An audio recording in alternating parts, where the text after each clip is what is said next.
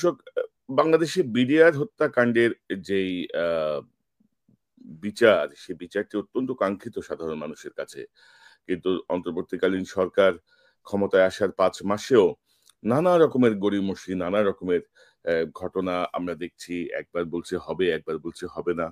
এবং যেই কমিশনটি বা যে বিচারের প্রক্রিয়াটি বা যে পুনঃতদন্ত ১ম এই হওয়ার কথা ছিল, সেটি তারা ৫ মাসেও তারা প্রায় ৫ মাসেও তারা এখনো কোনো অ পদক্ষেপে যেতে পারেনি। নানা রকমের চুদুর-বুদুরের পরে আমরা এখন দেখছি যে আগামী ৫ কার্য দিবসের মধ্যে নাকি তদন্ত কমিটি গঠিত হবে।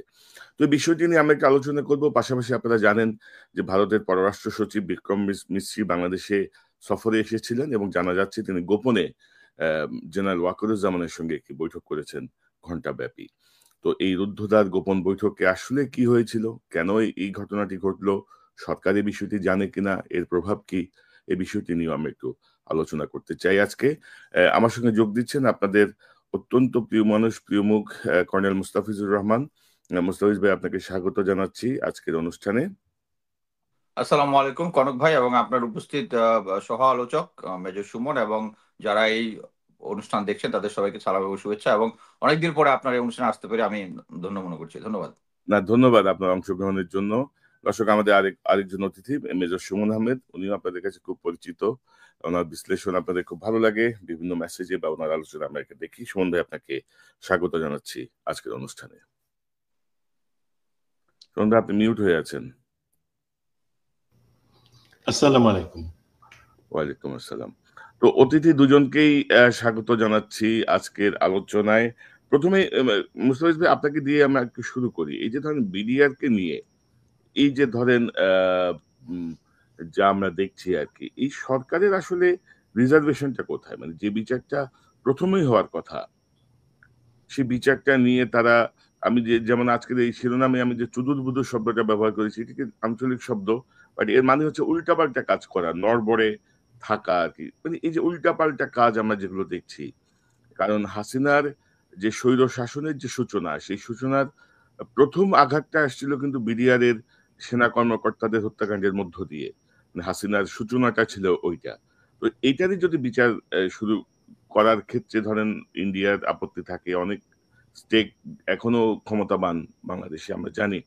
তো সব মিলিয়ে এ এ আপনি কিভাবে দেখেন? এই যে এত কিছুর পরে এখন যে ঘোষণাটা আসছে, এই ঘোষণাটা কতটুকু কার্যকর হবে মনে করেন?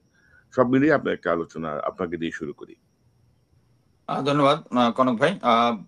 আলোচনার শুরুতে আমি যে ৫৭ জন অফিসার এবং বেসামরিক যারা এই নির্মম একটা ঘটনায় নিহত হয়েছেন এবং পরিবার যেগুলো নির্যাতিত হয়েছেন তাদের মৃতের আত্মার মাগফিরাত কামনা করছি, সবার জন্য সমবেদনা এবং আমাদের একটা ব্যর্থতাও এখানে একই সাথে আমাদের ব্যর্থতা যে আমরা তখন সেনাবাহিনীতে ছিলাম। আমরা যে লেভেলেই যাকেই আমরা আহ, দোষারোপ করি না কেন, এট দ্য এন্ড আমরা চাকরিরত অবস্থায় তাদেরকে আমরা সেভ করতে পারিনি। এটার জন্য আমাদের একটা ব্যর্থতা আছে, এটা আমরা স্বীকার করে নিয়ে আমি শুরু করছি। হ্যাঁ, ওই সময় এই জিনিসটা নিয়ে যখন যখন এই আমাদের দ্বিতীয় স্বাধীনতা যেটা বলেছি ২০২৪-এ, এরপরে আমরা অপেক্ষা করতেছিলাম যে এখন বিডিআর যে হত্যাকাণ্ড যেটা হয়েছে এটার একটা সুষ্ঠু বিচার একটা হবে। আমরা আগেই সবাই জানি, এটা ডিটেলস আলোচনার কিছু নেই যে এর আগে ৩টি যে কমিটি এবং তদন্ত কমিটি যেটা হয়েছিল তারা একটাও সবকিছুই আওয়ামী লীগ তথা শেখ হাসিনার ফরমাইশ অনুযায়ী জিনিসটা করেছে। ইভেন এখন বর্তমানে যে স্বরাষ্ট্র উপদেষ্টা আছেন লেফটেন্যান্ট জেনারেল জাহাঙ্গীর স্যার, উনি নিজে ওখানে ছিলেন এবং তখন তার ওখানে অবশ্যই কিছু লিমিটেশন ছিল যার প্রেশার উনি নিতে পারেননি এবং আমরা আশা করেছিলাম যে এখন যেহেতু ওই প্রেশার গুলো তার কাছে নেই, অতএব এখন জিনিসটা আহ, একটা নিরবিচ্ছিন্ন ভাবে একটা সহজ স্বাভাবিকভাবে একটা কমিশন গঠন হবে। এবং এর আগে আমরা ২বার ঘোষণাও দিয়েছি যে কমিশনটা হচ্ছে, এর মধ্যে আইন উপদেষ্টাও বলেছেন এবং স্বরাষ্ট্র উপদেষ্টাও বলেছেন। কিন্তু লাস্ট কিছুদিন আমরা দেখলাম আপনি যে ওয়ার্ডটা ইউজ করেছেন যদুর বুদুর, ওইটাই হচ্ছে পিলো পাসিং টাইপ। ইয়া স্বরাষ্ট্র মন্ত্রণালয় বলতেছে আইন মন্ত্রণালয় বলতেছে আমরা অ্যাপ্রুভাল দিয়ে দিছি, ওরা ওরা, স্বরাষ্ট্র মন্ত্রণালয় এখন দেখবে, স্বরাষ্ট্র মন্ত্রণালয় বলতেছে প্রধান উপদেষ্টা ওখান থেকে অ্যাপ্রুভাল হয়। এটা একটা পিলো পাসিং টাইপ হয়ে যাচ্ছে। এটাতে মেইন যে জিনিসটা বোঝা যাচ্ছে সেটা হচ্ছে সরকার এটার ব্যাপারে আন্তরিক না, এটা হচ্ছে মেইন জিনিস। তারপরে যখন আমাদেরকে ঘোষণা দিয়ে দিল যে এটা নিয়ে হবে না, অ্যাকচুয়ালি মিলিটারি অফিসাররা স্পেশালি উই গট আউটরেজিয়াস। আমি নিজেও একটু এক্সাইটেড হয়ে গিয়েছিলাম, আমি নিজেও লাইফে এসে এটা নিয়ে অনেক সমালোচনা করেছি যে এটা দিতেই হবে। আমি পরবর্তীতে আমাদের রিটায়ার্ড অফিসার্স ফোরাম যেটা আছে, ওখানে আমি লাইভে গিয়েছি সমস্ত অফিসারদেরকে বলেছি, এবং সমস্ত অফিসার, এবং সামনে একটা নির্বাচন আছে 21 তারিখে, যারা অংশগ্রহণ করছে তারা সবাই অ্যাসিওর করেছে যে এটা নিয়ে তারা মাঠে নামবে এবং এটাকে কোনো ছাড় দেওয়া হবে না। এবং এটার পরবর্তীতেই আমরা দেখলাম যে আবার ঘোষণা দেওয়া হলো যে একটা কমিটি করা হবে। দেখেন, আগে কিন্তু করা হচ্ছে কমিশন, এখন করতেছে কমিটি। এখানে বুঝতে হবে জনগণকে, এবং মানে আমাদেরকে যে একটা মানে ছেলের হাতের মোয়া দিয়ে ভুলায় রাখার জন্য চেষ্টা, জাস্ট ওরকম একটা অ্যাটিটিউড যে কমিটি করা হবে। ওয়ারেস কমিটি এবং কমিশনের মধ্যে বিস্তর ফারাক। কমিটি আগে যে নির্বাচন, আগে যে তদন্তগুলো হয়েছিল এগুলো ছিল কমিটি, জাহাঙ্গীর স্যারের আন্ডারে যেটা ছিল। তারা কি করছে, তারা এনটিএমসি এর কাছে কল লিস্ট চেয়েছে, তারা পায়নি। তারা আহ, অনেক সাক্ষী যারা সরকারি চাকরিজীবী এবং সরকারি গোয়েন্দা সংস্থা, সরকারি আমলা, রাজনীতিবিদ, তাদেরকে ইন্টারভিউ করতে চেয়েছে, পায়নি। হোয়ারেজ একটা কমিশন যখন হবে, মানে কমিটির কোনো আইনি বাধ্যবাধকতা থাকে না। তারা একটা নির্দিষ্ট সময়ের জন্য একটা নির্দিষ্ট সমস্যা তাদেরকে ডিফাইন করে দেওয়া হয় একটা সরকারি একটা ধারার মাধ্যমে, যে একটা আদেশের মাধ্যমে, যে আপনারা এই জিনিসটা খুঁজে বের করবেন এবং রিকমেন্ডেশন দিবেন, এবং ওই রিকমেন্ডেশনের কোনো আইনি বাধ্যবাধকতা নাই, যেটা সরকারকে পালন করতেই হবে। Whereas, কমিশন যেটা যেটা আমাদের এখানে গুম কমিশন আছে, দুর্নীতি দমন কমিশন আছে, এটা একটা লং টার্ম এবং সাস্টেইন এবং এটা টেকসই একটা সংস্থা, যেটার অথরিটি হচ্ছে এই কমিশন ইচ্ছা করলে প্রফেসর ইউনূসের সাক্ষী নিতে পারবেন, তারা যদি চায়, মনে করেন যে এই ঘটনার সাথে তার কোনো সংশ্লিষ্টতা থাকতে পারে। সো এই জিনিসটার মধ্যে দুইটা পার্থক্য বুঝতে হবে। সো আমাদেরকে সেম একই মানে ছেলের হাতের মোয়া ধরাই দিচ্ছে হচ্ছে জাহাঙ্গীর স্যারের নেতৃত্বে। এটার জন্য আমি দুঃখ পেলাম যে উনি নিজে একজন মিলিটারি অফিসার এবং উনি এই জিনিসটা খুব কাছে থেকে দেখেছেন, এবং এই সিচুয়েশনে উনি পূর্ণ সহযোগিতা করতেছেন না। বাট আমি এটা বলে রাখতে পারি আপনাকে, আমাদের রিটায়ার্ড অফিসার যারা আছে, তাদের কমিউনিটিতে আমি কথা বলেছি, তারা এই জিনিসটা কমিশন না হওয়া পর্যন্ত মাঠ ছাড়বে না, এবং এটার জন্য যতদূর ডিস্টেন্স যাওয়া যায়। এবং আপনারা অলরেডি দেখেছেন, আজকে আমি মেইন স্ট্রিম নিউজে দেখলাম যে brigadier Hasan Nasir sir, lieutenant colonel Hasin sir সহ একটা বড় দল শহীদ মিনারে গিয়েছিল, এবং তারা তাদের এই যে কমিশন গঠনের কথা বলেছে। এবং শুধু কমিশন গঠন করলেই হবে না, কমিশনটাকে করতে হবে, কাদের দিয়ে করাতে হবে। এখন যদি একজন আওয়ামী ভাবপন্ন একজনকে জেনারেলকে যদি দেয়, বা আমলাকে বা বিচারককে দেয়, তাহলে ওটা আমরা মেনে নিব না। আমি এর আগেও আমার নিজস্ব ইয়াতে ফেসবুকে আমি বলেছি যে এই ধরনের অ্যাপয়েন্টমেন্ট দিতে হলে আগে যদি তারা নামটা বের করে দেয়, তাহলে কিন্তু পাবলিক রিয়াকশনটা দেখা যায়। এটা কিন্তু সরকারের গোয়েন্দা সংস্থার একটা কাজ। কিন্তু আমরা যখন গোয়েন্দা কোর্স করেছি, তখন কিন্তু এই গুজব নিয়ে পড়ালেখা করেছি। গুজবটা কি করে, সরকার তার একটা মত হবে কিনা আগে একটু গুজব ছেড়ে দেয়, ছেড়ে দেওয়ার পরে সরকার পাবলিকের রিয়েকশনটা দেখে they take the right decision. But এই জিনিসটা কিন্তু প্রথমবার আমরা শুধু দেখেছিলাম যে কারাগার উপদেষ্টা একটা লিস্ট বের করেছিল, তখন আমরা এটা নিয়ে কথা বলেছিলাম। এখন কিন্তু আর কাউকে লিস্ট বের করা, ফটফট করে এই কমিশনের দায়িত্ব সে এটা এভাবে দিয়েছে। এইটা মানে হওয়া যাবে না। এখানে আরেকটা জিনিস হচ্ছে ইন্ডিয়ান হেজিমনি। ইন্ডিয়া, আমরা ধরে নিয়েছিলাম যে প্রেজেন্ট যে সিচুয়েশন আছে, এখানে আমরা একটা অ্যাডভান্টেজিয়াস পজিশনে আছি, যেখানে আন্তর্জাতিকভাবে বা ইন্ডিয়ার যে সমস্ত নেইবার গুলা তার বিরুদ্ধে আছে। রিসেন্টলি আমরা দেখলাম যে আমেরিকা বলে দিয়েছে যে আমেরিকা ভারত একটা অসহযোগিতামূলক দেশ। এর মানে হচ্ছে অলমোস্ট শত্রু গণ্য করা। ইরানকে এবং চায়না বা এদের সাথে যে অ্যাটিচিউড গুলো থাকে, এগুলো যদি 20 হয়, এদেরকে ধরতে হবে 15, 16, 17, 18। বাট ইন্ডিয়া কিন্তু একটা ব্যাকফুটিং এ আছে। তারপরে আমরা সবাই জানি যে কানাডাতে একটা শিখ হত্যার সাথে তাদের একটা ডিপ্লোম্যাটিক্যাল সমস্যা হয়েছে। তারপরে নিউ ইয়র্কে একজন শিখ ড্রাইভার হত্যার পরে একজন রয়্যাল এজেন্ট, নাম সম্ভবত বিকাশ যাদব বা তাকে নাম এফবিআই লিস্টে আসছে, মানে ওয়ান্টেড লিস্টে তাদেরকে আসছে। এরকম একটা সিচুয়েশনে যখন তারা একটা ব্যাকফুটিং এ আছে চতুর্দিকে, তাদের নেইবারদের সাথে সম্পর্ক খারাপ। আমরা অলরেডি দেখেছি যে সুইজারল্যান্ড তাদের নাগরিকদেরকে একটা এবং এডিশনাল ট্যাক্সেশন দিয়েছে, তারা একটা লিমিটেড করে দিয়েছে তাদের ব্যবসা বাণিজ্য এবং অন্য কিছু। তাদেরকে এখন ওখানে থাকতে হলে এবং তাদের ইনকামের উপরে একটা লিমিটেশন দিয়ে দিয়েছে। তার মানে হচ্ছে সারা আন্তর্জাতিকভাবে ইন্ডিয়া একটা ক্রাইসিসের মধ্যে আছে। এই টাইমে যদি এই জিনিসটা হয়, এই বিডিআর পিলখানাদের নিয়ে একটা কমিশনের মাধ্যমে যদি সঠিক তথ্যটা উঠে আসে। অলরেডি আপনি দেখেছেন কিনা, আজকে একটা সময় টিভিতে দেখলাম, ক্যাপ্টেন তানভীর হায়দার নূরের ওয়াইফ উনি বলেছেন যে তার রুমে যখন আসে 3 জন এসেছিল এবং তারা হিন্দিতে কথা বলতেছিল। এবং এছাড়া এর বিভিন্ন মানে ইয়ে আছে, এভিডেন্স আছে। এবং যখন ওই সময়কার যারা অফিসাররা এই ইনভেস্টিগেশনে জড়িত ছিল, তারা যখন দেখেছে যে আমরা এভিডেন্স দিচ্ছি এগুলো গায়েব হয়ে যাচ্ছে, তখন কিন্তু তারা নিজেদের কাছে রেখে দিয়েছে। এইরকম একজন অফিসারকে, যে আমার খুব ক্লোজ ফ্রেন্ড, তাকে আমি অ্যাকচুয়ালি ফোন করে বলেছিলাম 2 মাস আগে যে দোস্ত এখন তো সিচুয়েশন নর্মাল, তুই এখন এভিডেন্স সামনে নিয়ে আয়। আমি ইভেন বলেছিলাম যে কনক ভাইয়ের সাথে তার একটা ইয়া করায় দিব।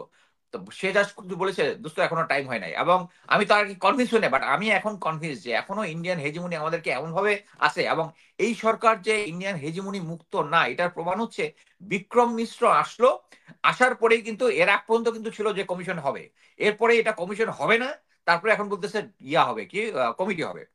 এখানে আপনার আরেকটা জিনিস দেখেছেন যে আহ, সেনাপ্রধানের সাথে বিক্রম মিশ্র যাওয়ার আগে দেখা করেছে এবং লুকিয়ে দেখা করেছে, এবং এই নিউজটা সংবাদ সংবাদ মাধ্যম এটা প্রকাশ করেছে। এখানে একটা জিনিস খেয়াল করবেন যে আলোচনা কি হয়েছে, এটা আমি এর আগে বলেছি যে তাদের মধ্যে যে চুক্তি টুক্তি হয়েছে, আমি একটা সোর্স থেকে পেয়েছি যে চুক্তি টুক্তি যেগুলো হয়েছে এগুলো যেন পাবলিকলি প্রকাশ করা না হয়। আমি আবার দেখতেছি যে আহ, ওই আইন উপদেষ্টা বলেছে যে চুক্তিগুলো প্রকাশ করা হবে, এখন কিন্তু প্রকাশ করেনি কিন্তু। হ্যাঁ, এতেই জিনিসটা বোঝা যাচ্ছে যে ওদের একটা প্রেশার আছে।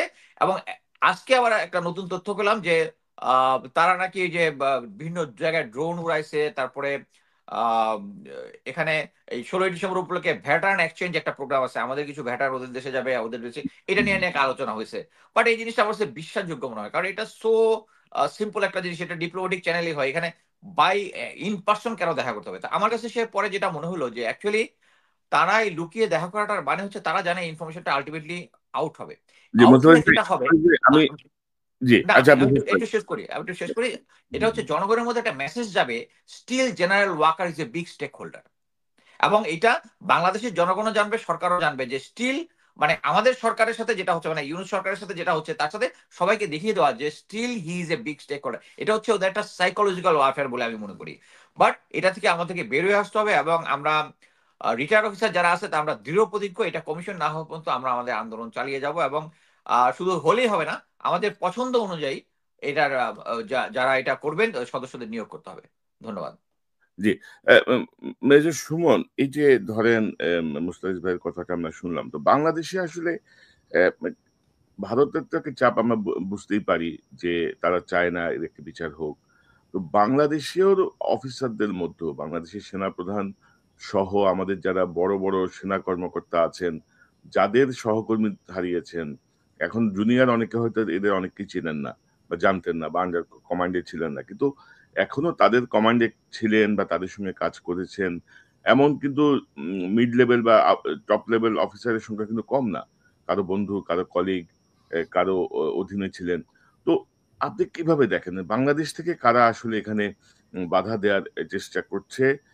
সুমন ভাই, এই মুহূর্তে আমাদের সঙ্গে আরেকজন অতিথি যোগ দিচ্ছেন। আমি একটু ওনাকে সংযুক্ত করি, ব্রিগেডিয়ার হাসান নাসির। নাসির ভাই আমাকে একটু আগে টেক্সট করছিলেন ওনার আজকের পরিস্থিতি নিয়ে, তো আমি বললাম যে আপনিও কেন, হোয়াই নট, আপনি কেন জয়েন করছেন না আমাদের সাথে? উনি জয়েন করেছেন। নাসির ভাই, আপনাকে ধন্যবাদ, আপনি জয়েন করছেন। স্যার আসসালামু আলাইকুম স্যার, আপনাকে স্বাগতম। আসসালামু আলাইকুম। আসসালামু আলাইকুম। ওয়ালাইকুম আসসালাম। আমরা জাস্ট আপনার কথাই বলতেছিলাম, আপনার শহীদ মিনারে যে আপনি স্পিচ দিয়েছেন এটা নিয়ে আমরা কিছুক্ষণ আগে আলোচনা করতেছিলাম স্যার। জি, নাসির ভাই, আমি আসছি আপনার কাছে। তোমরা থাকলে ভালো লাগতো। জি অফকোর্স স্যার।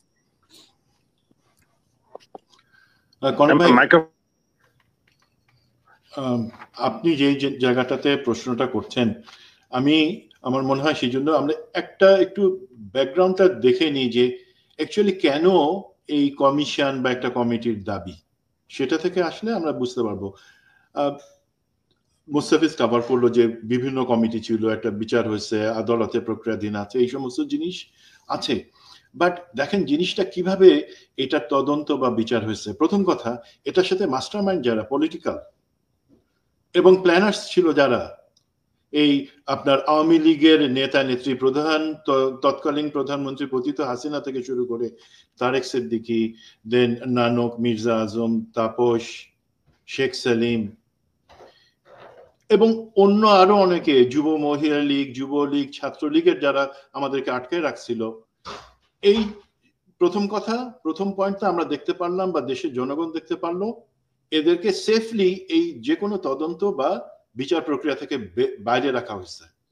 এটা একটা জিনিস ছিল।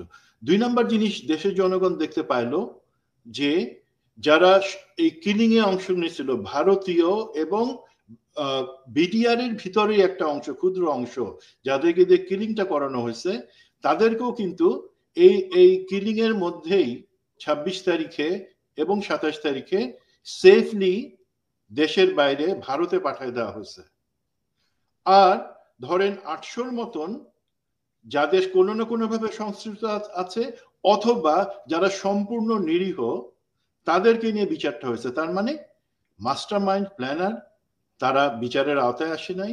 দেন সত্যিকারের কিলার বাংলা বিডিআর এর হোক অথবা সেটা ভারতের ব্ল্যাক ক্যাটস হোক, তাদেরকে সেফলি পাঠিয়ে দেওয়া হয়েছে ভারতে।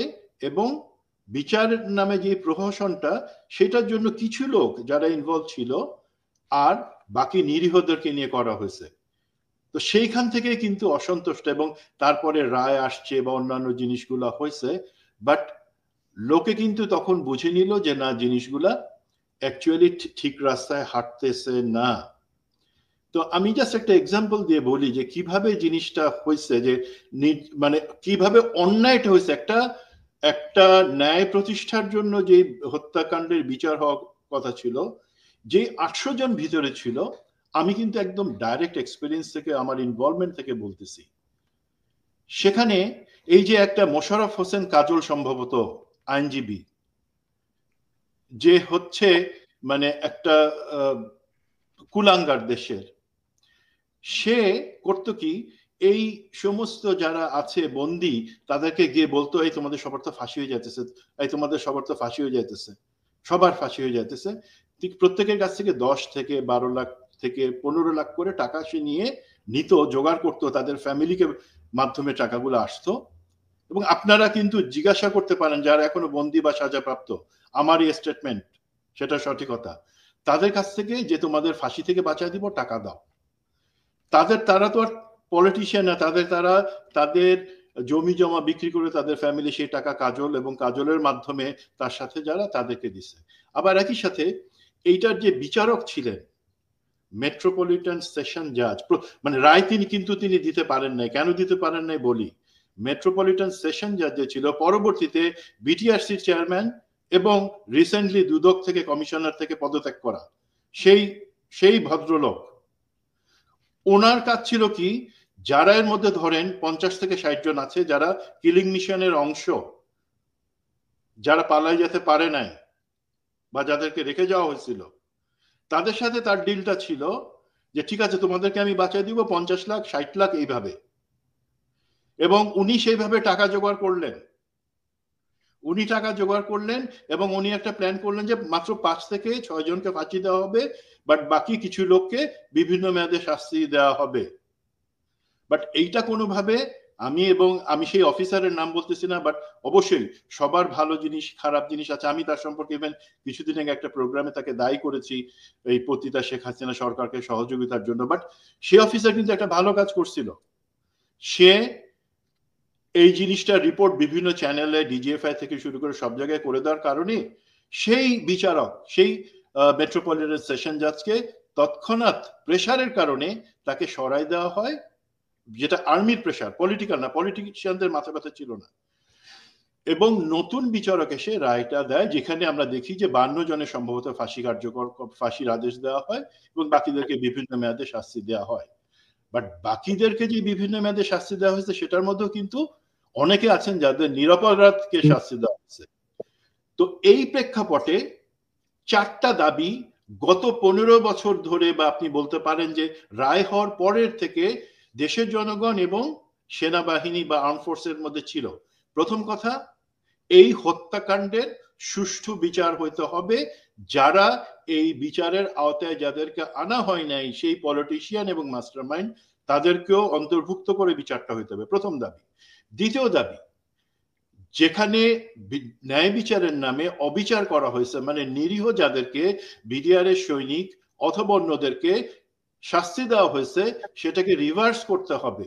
আমরা চাই অবশ্যই যারা জড়িত তারা শাস্তি পাক, কিন্তু যারা জড়িত না কোনোভাবে, তাদেরকে যে শাস্তি দেওয়া হয়েছে সেটাকে রিভার্স করা। তৃতীয় যেটা ছিল, যেহেতু একটা সরকারি বা বাংলাদেশে প্রশাসনের ব্যবস্থাপনা বা পলিটিক্যাল মোটিভেশনে এই জিনিসটা হয়েছে। সুতরাং রাষ্ট্রকে দায়িত্ব নিতে হবে সেটা সঠিক বিচারের জন্য। 4 নাম্বার, এই যে বিচারের নামে প্রহসন, সেটা নিয়ে জনগণ এবং আর্ম ফোর্সেস এর অফিসার সৈনিক সবার মাঝখানে যে ক্ষোভ আছে সেটাকে প্রশমিত করে তাদেরকে এই জিনিসটা অ্যাটলিস্ট বলা যে না, আমরা ন্যায় বিচার প্রতিষ্ঠা করব। তো এই 4টা জিনিসের জন্য আমরা চেষ্টা করে যাচ্ছিলাম, কথা বলে যাচ্ছিলাম বিভিন্ন ফর্মে। ব্রিগেডিয়ার জেনারেল হাসান নাসির আছেন, উনিও যতটা সম্ভব করেছেন। তো সেই কারণে আমরা একটা আশার আলো দেখছিলাম।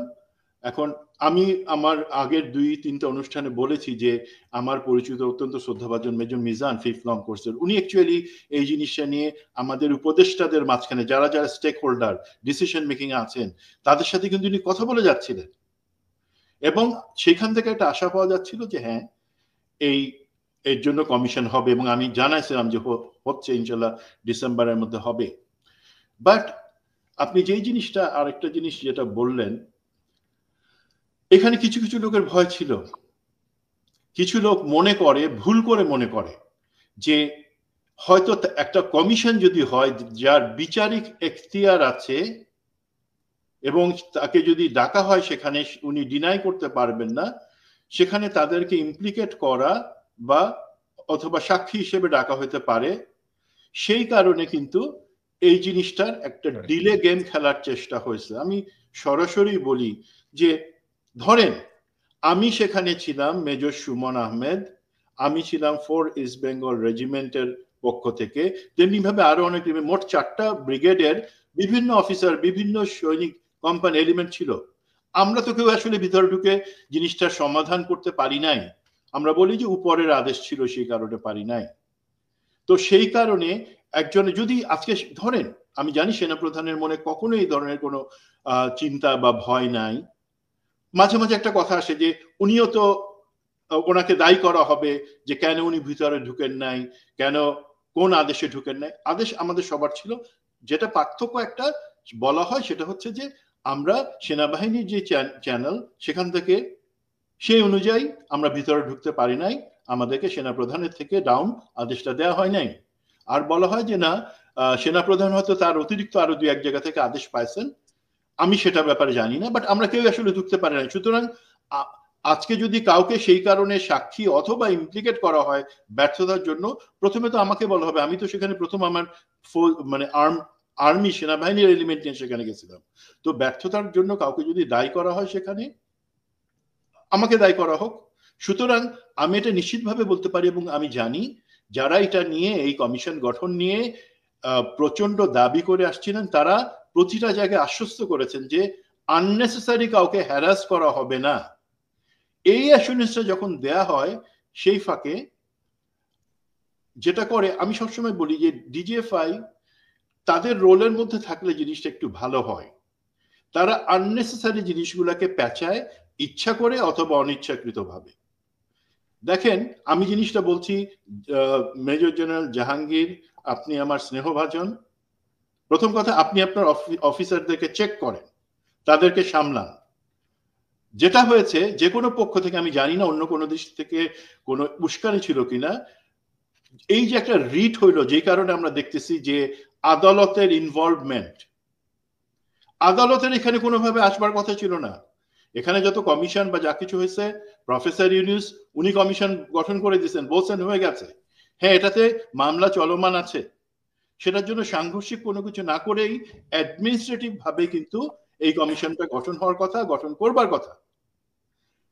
বাট এখানে একজনকে, যিনি সেলিব্রিটি লয়ার বা আইনজীবী হওয়ার জন্য খুব চেষ্টা করছেন, ডিজিএফআই তাকে পুশ করে এই রিটটা সাবমিট করায়, যেটা কোনো দরকার ছিল না। কিন্তু এই সবাই জানতো, এবং বিভিন্ন পর্যায় থেকে আমরা তাকে মানা করেছিলাম যে don't go to court, court এখানে ডোন্ট ইনভলভ কোর্ট, এর মধ্যে কোর্ট ইনভলভমেন্টের দরকার নাই, আমরা একটা কমিশন পাবো। বাট দেখেন, কিন্তু কোর্টের ইনভলভমেন্টটা সেভাবে আসে। তার মানে একটা ডিলে গেম খেলা বা এইটা নিয়ে জিনিসটাকে একটু নাচানো, যতটা সম্ভব পিছাই দেওয়া, সেটার একটা খেলা চলতেছিল। এখন মেজর সুমন, আমরা ধরেন যেটা নিয়ে, তা আপনি তো জানেন যে আমি দীর্ঘদিন এই বিডিআর এর এই হত্যাকাণ্ড নিয়ে অনেক রকমের কাজ করছি, প্রায় 4-5 বছর ধরে নানা বিষয় সামনে নিয়ে আসা, বিভিন্ন জনকে ইন্টারভিউ করা, তথ্যটা অনুসন্ধান। তো আমরা দেখছি যেটা, যে ধরেন যেটি খবর পাচ্ছিলাম, যে প্রথমে শুনতে পাচ্ছিলাম যে কিছু উপদেষ্টার আপত্তি আছে, বিশেষ করে একজন উপদেষ্টার। পরবর্তীতে শুনলাম যে সেনাবাহিনীর ঊর্ধ্বতন অনেকেরই আপত্তি আছে। তো এই বিষয়গুলো তো আমাদের মেনে নেওয়ার কোনো যুক্তিসঙ্গত কারণ নাই, কারণ এরকম একটা নির্মম হত্যাকাণ্ড, আমাদের ৫৭ জন সেরা অফিসারকে আমরা হারিয়েছি, বা এই যে নির্বিচার যে জুলুম চালানো হয়েছে, তার প্রতিকার হবে না? এবং এখনই আসলে ধরেন হাসিনার পরবর্তীতে এই সময়টাই হচ্ছে কথা বলার এবং বিচারের সময়। আমি আসছি আবার আপনার কাছে। ব্রিগেডিয়ার হাসান নাসির, আপনাকে ধন্যবাদ। আপনি জাস্ট আমাকে টেক্সট করছেন, আমি আপনার কাছ থেকে রিপ্লাই দিয়েই বললাম যে আপনি জয়েন করেন।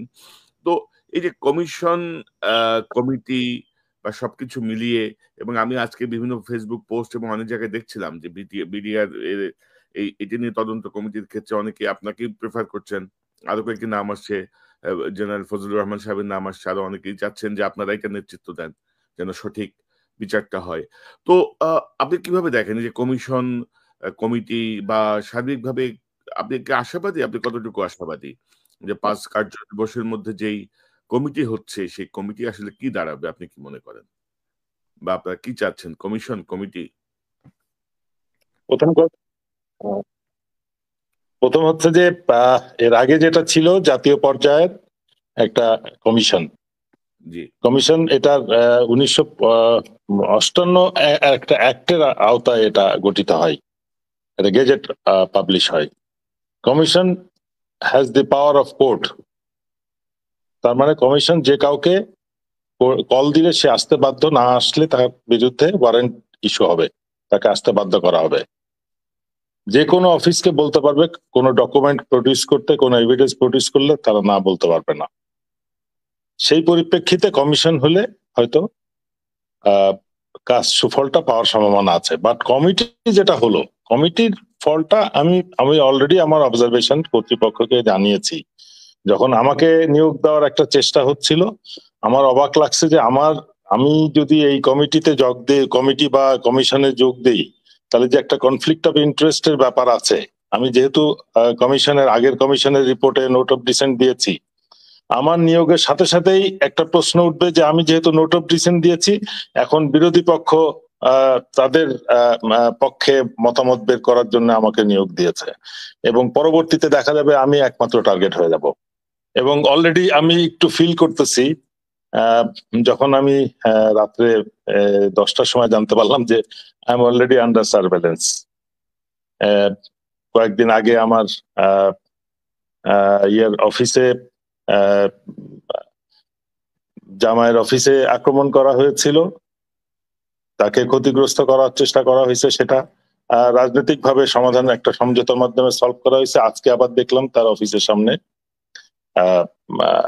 সারাদিন ডিউটি করেছে, আমার সৈনিকরা অনেক কষ্ট করেছে, এবং পরে দেখলাম যে আমার বাসার সামনেও একই রকম ডিউটি বসছে।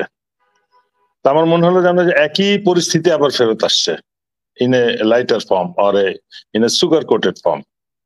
এটা আমার জন্য চিন্তার বিষয় হয়ে গেছে। আর কমিটি যেটা হয়েছে, আর্মি লেভেল কমিটি যেটা হয়েছিল, জেনারেল জাহাঙ্গীর নিজে করেছিলেন, এটা সভাপতি ছিলেন।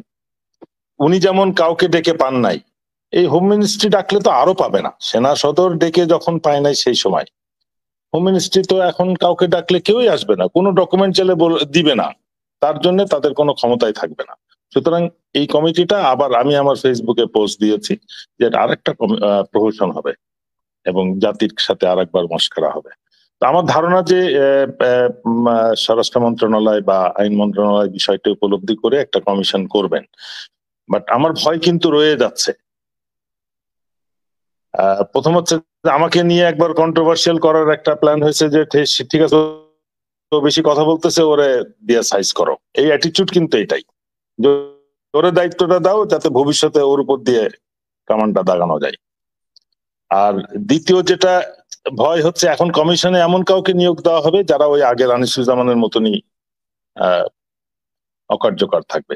সেই বিষয়টা আমাদের মনে হয় এবার সতর্ক থাকতে হবে এবং সর্বত্র পাহারায় থাকতে হবে। এবং এই জন্য আমি বলেছি যে এবার অবশ্যই সচিব পর্যায়ের উপরের কাউকে এবং সেটা বিচার বিভাগীয়, এবং অবশ্যই বিচারক হইতে হবে, হাইকোর্টের বিচারক বা সুপ্রিম কোর্টের বিচারক, মানবাধিকার কর্মী, এবং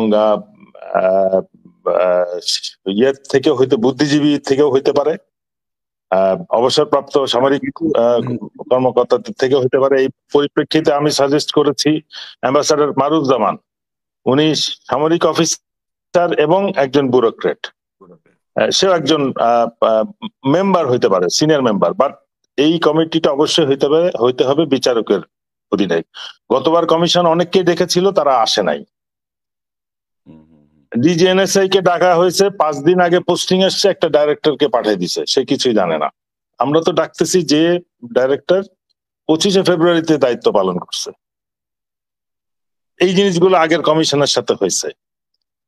এইবার যদি একজন বিচারক থাকে, যেমন গুম খুন কমিশনের বেলায় যেটা পারে নাই, এখানেও যদি একজন বিচারক থাকে তাহলে, এবং সঠিক যদি বিচারক আমরা নিয়োগ দিতে পারি, তাহলে হয়তো তিনি কাজটা আদায় করে নিতে পারবেন। যাকে হাজির হতে বলা হবে সে হাজির হবে, যে কাগজটা আনতে বলা হবে সে আনতে বাধ্য হবে। তখন আমরা বিচারটাকে সুষ্ঠু হবে বলে ধারণা করতে পারি। আমার কষ্ট কি, যে আমাদের কলিগ 57 জন মারা গেছে 2009 সালে, কিন্তু এখন এই বিচার চাওয়াটাই মনে হচ্ছে যেন একটা অপরাধ।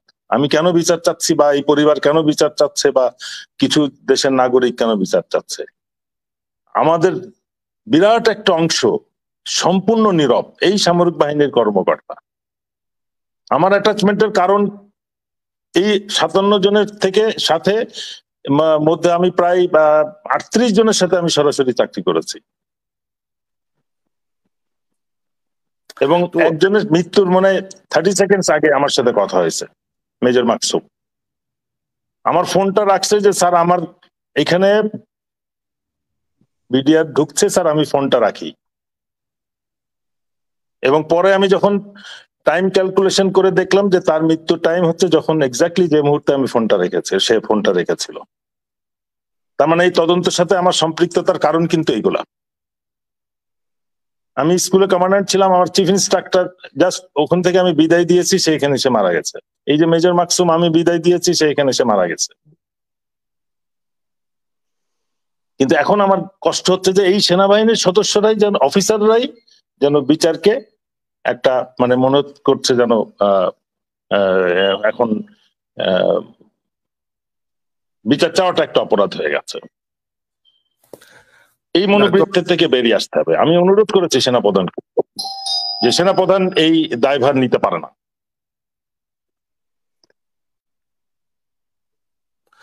তো এখন ধরেন এই যে অবস্থাটা আপনি যেটি বলছিলেন, যে আপনি যদি নজরদারির মধ্যে চলে যান, বা আপনাকে নিয়ে যে বিষয়টি আপনি বললেন, এটা যদি হয় তাহলে তো সেই নতুন বোতলে পুরাতন মদই আমি আবারও ঢুকে গেছে আমি বলবো। বা নাসির ভাই শুনতে পাচ্ছেন? হ্যাঁ হ্যাঁ, পাচ্ছি। তো এটা এখন ধরেন কমিশনে আপনি যাকে বসাবেন, কমিশনে যদি ধরেন আপনার মতো একজন শক্তিশালী মনের অধিকারী বা সাহসী একজন ব্রিগেডিয়ার, তাকে যদি তারা ওয়াচে নিয়ে আসে, তার আপনার বাসার সামনে যদি তারা এজেন্সির লোককে পোস্টেড করে আপনাকে অবজার্ভ করার জন্য, বা আপনার আত্মীয় স্বজনকে যদি হুমকি দেয়, তো এই জায়গাটায় কাকে আপনি বসিয়ে আসলে সঠিক ইয়েটা পাবেন? বিচারপতি বলেন বা যাকেই বসাবেন তাকেই তো তারা হেনস্থা করার চেষ্টা করবে। আগে তো এই জায়গাটা বন্ধ করতে হবে নাকি, যে আমার বিচারের পথে যেন বাধা সৃষ্টি না হয়, কমিশন কাজ করার ক্ষেত্রে যেন বাধা সৃষ্টি না হয়। অবশ্যই না, আমরা আমি যে এত সার্বভৌমত্ব বৈষম্য বিরোধী এত কিছু বলতেছি, আমার কষ্ট হচ্ছে যে গত 5 আগস্ট থেকে আজ পর্যন্ত হাসিনার সময়ের যারা সত্যিকারের শাস্তিপ্রাপ্ত, অন্যায়ভাবে শাস্তিপ্রাপ্ত, তাদের একজনকে 1 টাকা পুরস্কার বা বেতন বা সুযোগ সুবিধা তাদেরকে দেওয়া হয় নাই। কেন এখনো পর্যন্ত এটা হচ্ছে? আমরা 9 সালে দেখেছি আওয়ামী লীগ ক্ষমতায় আসার পরপরই অফিসাররা যাচ্ছে, র্যাঙ্ক করতেছে, রিটায়ার্ড অফিসারদেরকে ডেকে প্রমোশন দিয়ে রিটায়ারমেন্ট করানো হচ্ছে, আবার পরবর্তী পদে পদোন্নতি দিয়ে রিটায়ারমেন্ট সুবিধা দেওয়া হচ্ছে। অনেক কিছু দেখছি, বাট 4.5 মাস হয়ে গেল এরকম কোনো পদক্ষেপ দেখছি না। এবং অনেককে চরম অন্যায় ভাবে কিন্তু বের করা হয়। বিশেষ করে এই যে তাপস হত্যা কেস, তারপরে আমার সাথে যারা প্রায় 300-350 আছে, আমি সবাই নির্দোষতা বলছি না, কিন্তু আমাদের সেনাবাহিনীর ডিসিপ্লিনটা মাপতে হবে কিন্তু একই মেজারিং স্টিক দিয়ে। আমি যদি বলি যে একটা ফিটের 12 ইঞ্চিতে 1 ফিট হয়, সেটা জেনারেল আজিজের জন্য 12 ইঞ্চি হইতে হবে, শফির জন্য 12 ইঞ্চি হইতে হবে, শফির জন্য সেটা 36 ইঞ্চি হইতে পারে না, 36 ইঞ্চিতে 1 ফিট হইতে পারে না।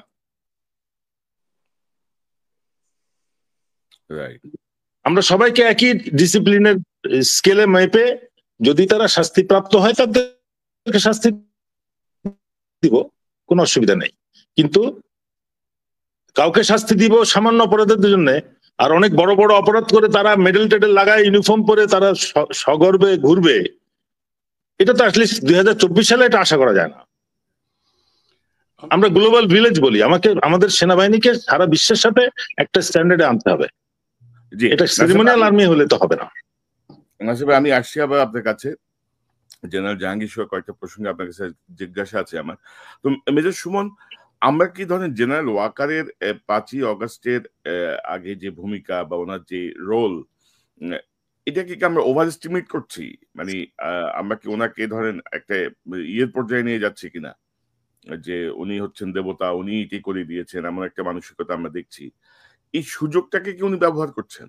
মানে কিছু প্রশ্ন, কিছু কার্যক্রমে, যেমন ধরেন ভারতের যে বিক্রম মিশ্রি আসলেন পররাষ্ট্র সচিব, তিনি তার সঙ্গে যে গোপন বৈঠক করলেন, আমরা জানি যে এটা ডক্টর ইউনূস বা সরকারের ওই লেভেলে কনসার্ন ছিল না, এটা গোয়েন্দা সংস্থা জানতো, উনি জানতেন একটা বৈঠক হয়েছে, গোপন বৈঠক।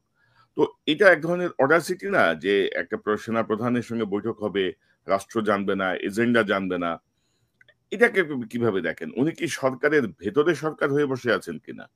মানে আপনি কি মনে করেন, বা আপনার পর্যবেক্ষণটা একটু শুনি।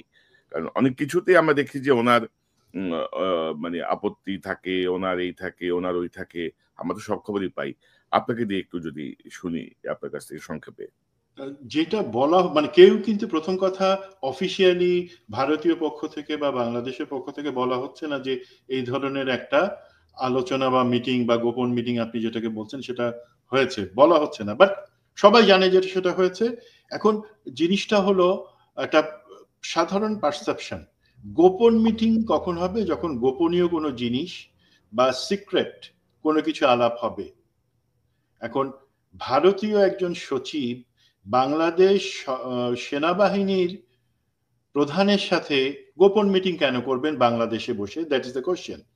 তো সবাই যেই জিনিসটা বলা হচ্ছে লাস্ট মোমেন্টে ডিসিশন নিয়ে তখন তার কাছে রিচ করা হয়, আমি অ্যাকচুয়ালি সেটা রিফিউট করব, খণ্ডন করে বলবো যে 4 দিন আগে অ্যাকচুয়ালি এই যে আমাদের সেনাবাহিনী প্রধানের সাথে যে বিক্রম মিশ্র মিটিং করবেন সেটা ফাইনালাইজ হয়, 4 দিন আগে হয়, উনি আসবার আগেই। দ্বিতীয় যে জিনিসটা হচ্ছে, মুস্তাফিজ কিছুটা কভার করেছে যে কি কি ব্যাপার নিয়ে কথা হয়েছে, এবং মুস্তাফিজ ক্লিয়ারলি বলেছে যে তার যথেষ্ট সন্দেহ আছে অ্যাকচুয়ালি এই ধরনের জিনিস আলাপ করবার জন্য সে সেনা প্রধানের সাথে দেখা করেছে কিনা। তো আমি একটা আমার ইনফরমেশনটুকু বলছি এবং আমি আপনাকে ইনসাইড ইনফরমেশন বলছি। প্রথম কথা বলেছি এটা একটা সেট আপ মিটিং ছিল।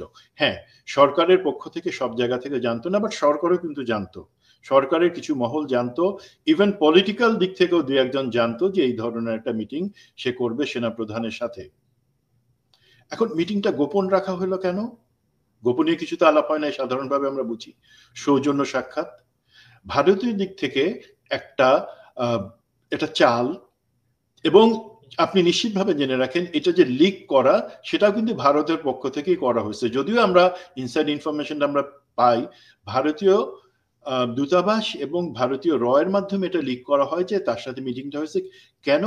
সেটা অ্যাকচুয়ালি পারপাসটা আমি যতটুকু বুঝি সেটা হচ্ছে বিশ্বকে দেখানো যে এটা একটা 111 টাইপের সরকার, সেনা সমর্থিত, যেখানে সেনা প্রধানের একটা বড় ভূমিকা বা সেনাবাহিনীর একটা ভূমিকা আছে। সুতরাং এখানে যদি নিপীড়ন হয়ে থাকে, এখানে যদি আইনের ব্যত্যয় হয়ে থাকে, সেটাতে সেনাবাহিনী অবশ্যই একটা স্টেক হোল্ডার, সেটা দেখানো। 2 নাম্বার জিনিস যেটা হচ্ছে যে সেনাবাহিনীকে একটা জায়গায় নিয়ে আসা এবং তাকে বোঝানো যে রাষ্ট্র পরিচালনায় তার ভূমিকাটা এখন বেশি। সুতরাং যদি সেনাবাহিনী বেশি দিনও থাকে, যেহেতু ভারতের ব্লেসিং আছে, সেনাবাহিনী বেশি দিন থাকে, ভারতের বা এই অন্তর্বর্তীকালীন সরকার বেশি দিন থাকে, ভারতের দিক থেকে কোনো আপত্তি নাই। এটা আমার ধারণা, এই কারণে তারা এটা করেছে। আর ওইখানে কি অ্যাকচুয়ালি হচ্ছে আমার কিছু ধারণা আছে, সেটা হচ্ছে যে জিনিসগুলো ড্রোন, এখানে আমি জেনারেল ওয়াকারকে একটু ক্রেডিট দিব 3টা পয়েন্টে। একটা হচ্ছে সীমান্তে ড্রোন দেখা যাচ্ছে, এগুলা কি আমাদের অ্যাক্টিভিটি কিনা। 2 নম্বর পয়েন্ট হচ্ছে মাইনরিটি ইস্যুতে সংখ্যালঘুদের নির্যাতন। 3 নম্বর সীমান্তে বিভিন্ন ধরনের ঘটনা এবং সীমান্তকে কড়াকড়ি দেয়া। এই 3টা ব্যাপারে কথা হয়েছে মুস্তাফিজ, এখানে এই ড্রোন নিয়েও কথা হয়েছে। বাট সেখানে জেনারেল ওয়াকার তাকে বলেছে যে আমাদের আর্মির ক্যাপাসিটি এবং ডক্ট্রিন অনুযায়ী এখানে ড্রোনের কোনো ভূমিকা এবং ড্রোন আমাদের সেনাবাহিনীর কোনো অংশ না। আমরা ড্রোন ওয়ারফেয়ারেও নাই, আমাদের ড্রোন নাই। আপনাদের ইন্টেলিজেন্স আছে, সেটাই তো যথেষ্ট জানবার জন্য যে এখানে সত্যি কোনো ড্রোন আছে কিনা এবং সেটা কোন পক্ষ থেকে। Please don't ask any question যেটা আমাদেরকে বিব্রত করে। মাইনরিটির ব্যাপারে উনি সরাসরি বলেছেন যে আপনাদের গণমাধ্যম এবং আমাদের গণমাধ্যম এই দুইটা মিলাই আপনারা যদি দেখেন সেটার উত্তর তো আপনি পেয়ে যাবেন, আমার কাছে তো জিজ্ঞাসা করার দরকার নাই। এবং যখন বর্ডার সিকিউরিটির ব্যাপারে বলা হয়েছে, উনি সেইটাতে বলেছেন যে এটা তো সরকারের স্বরাষ্ট্র মন্ত্রণালয়ের কাছে আপনার জিজ্ঞাসা করবার কথা, আপনারা আপনাদের চ্যানেলেই সেটা আলাপ করে নিতে পারেন। আমার কাছে এই প্রশ্নগুলা আমার জন্য বিব্রতকর। সুতরাং জেনারেল ওয়াকার যে এই 3টা পয়েন্টে খুব স্ট্রংলি তাকে বলেছে, আমি তাকে সাধুবাদ জানাই। বাট আমি সাধুবাদ কোন জায়গায় জানাবো না জেনারেল ওয়াকারকে। এবং জেনারেল ওয়াকার স্যার, আমি আপনাকে সরাসরি প্রশ্ন করছি যে আপনি জানেন এবং জানতেন যে এই মিটিংটা লিকড হবে। যদি মিটিংটা সত্যি একটা সাধু উদ্দেশ্যে হয়ে থাকে এবং সৌজন্য সাক্ষাৎকার হয়ে থাকে, যেখানে হ্যাঁ এই ধরনের কিছু ব্যাপার আলোচনা হয়েছে, আপনি কেন সেই জিনিসটা, আপনার তো আইএসপিআর আছে, অথবা আপনি সরকারকে কেন বলেন না যে জিনিসটাকে বলা হোক যে এমন একটা জিনিস হয়েছে, ঝেড়ে কাশেন আপনারা, তাতে আপনাদের উপরে আস্থাটা বাড়বে। আপনাকে এই যে কনক সারোয়ার যে প্রশ্নটা করলেন যে অ্যাকচুয়ালি 5ই আগস্টের পূর্ববর্তী অন্যান্য জায়গা থেকে এটা কি হাইপের উপরে আমরা এই জায়গায় নিয়ে গেছি আপনাকে, আমি বিশ্বাস করতে চাই না। লিডারশিপের দরকার ছিল সেই সময়, আপনি অন্তত 3 তারিখ থেকে সঠিক ভূমিকাটা পালন করেছেন, বাট সেখানে 3 থেকে 5 শেষ হয়ে যায় নাই। আমরা চাই সঠিক ভূমিকা সামনেও থাকবে। এখন আরেকটা জিনিস আছে যেটা আপনার আশা করি আপনি বলবেন। এই মিটিং এ বিক্রম মিস্ত্রি আপনাকে একটা 15 পয়েন্টের একটা তালিকা দিয়েছে, মানে আমরা বলি ডোন্ট ডু দ্যাট। তালিকাটা kind of don't do that, মানে কি তারা চায় না যে বাংলাদেশের সরকার বা সেনাবাহিনী এই জিনিসগুলা করুক।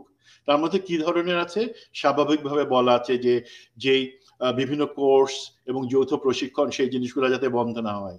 ভারতের থেকে যে ডিফেন্স পারচেজের ইনিশিয়েটিভটা পতিত স্বৈরাচারী হাসিনা শুরু করেছিল, সেটাই যাতে কন্টিনিউ হয়, সেই জিনিসটা যাতে আরো, কারণ তাদের তো সেখানে টাকা পয়সার ব্যাপার আছে। এবং ডিফেন্স জয়েন্ট ডিফেন্স যেই ফোরামগুলো আছে সেটাতে বাংলাদেশ যাতে আলাদাভাবে কোনোটাতে না জয়েন না করে, এমন অনেক আছে। আমাকে একজন বলেছে যে সেটাতে এই বিডিআর পিলখানা হত্যাকাণ্ড বা অন্যান্য যেগুলো সেন্সিটিভ ভারতের সংশ্লিষ্ট চলে আসতে পারে, সেক্ষেত্রে আপনারা বলেছেন যে সেটা দুই দেশের সম্পর্ক নষ্ট করবে, সেটাও যাতে না হয়। তো এটা কি সত্যি এই ধরনের কিছু ছিল? আমি জানি যতদূর আপনি সেটার ব্যাপারে, তালিকাটার ব্যাপারে তার সাথে কোনো আলোচনা বা অল্টারকেশনে কাউন্টার কোনো আর্গুমেন্টে যান নাই, সেটা আমি জানি। বাট এই ধরনের জিনিসগুলো তারা যদি বলে থাকে, সেই ক্ষেত্রে আপনার অবস্থান কি এবং কেন আপনার কাছে তারা এটা বলবে? দেশে একটা অন্তর্বর্তীকালীন সরকার আছে, আপনার কাছে এই ধরনের কোনো তালিকা তো তাদের দেওয়ার প্রশ্ন না, সেটা তাদের আস্পর্ধা। সো এই জায়গাটাতে ক্লিয়ার করা দরকার। জেনারেল হাসান নাসির যে জিনিসটা বলেন সেই ব্যাপারে আমি কি একটু আসতে পারি কনক ভাই? অবশ্যই। আপনি ওই যেই বঞ্চিত অফিসারদের কথা যেটা বলছিলেন, এবং এই ক্ষেত্রে দেখেন স্যার, এই বঞ্চিত অফিসার আপনি টাকা পয়সা বা তাদেরকে যে ক্ষতিপূরণ সেটার কথা বলছিলেন, অবশ্যই আমি যদিও আবেদন করি নাই, আমার নিজস্ব একটা ব্যক্তিগত পয়েন্ট অফ ভিউর কারণে করি নাই, কারণ এই অন্তর্বর্তীকালীন বা এই সেট আপের কাছে আমি কিছু চাবো না।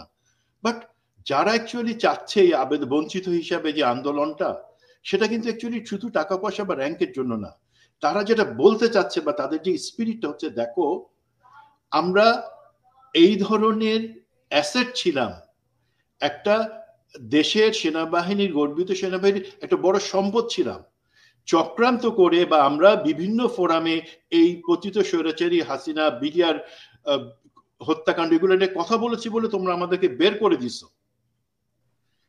বাট আমাদের মাধ্যমে যে সেনাবাহিনী বা জাতি উপকৃত হতে পারতো, আমাদেরকে সেই সুযোগটা দাও যে দেখো আমরা জাতির জন্য কতটুকু এবার দিতে পারি, সেনাবাহিনীর জন্য কতটুকু দিতে পারি। আমি কি চাই সেটা পরের কথা, বাট দেখো, কারণ আপনারা দেখবেন স্যার, আপনার সাথে তো সেই সমস্ত অফিসারের অনেকেরই যোগাযোগ আছে, সবাই কিন্তু আলহামদুলিল্লাহ যে যেখানে আছে দেশে বা বিদেশে সবাই নিজেদেরকে প্রচন্ড ভালো জায়গায় নিয়ে গেছে তাদের পরিশ্রম, মেধা এবং দক্ষতার মাধ্যমে।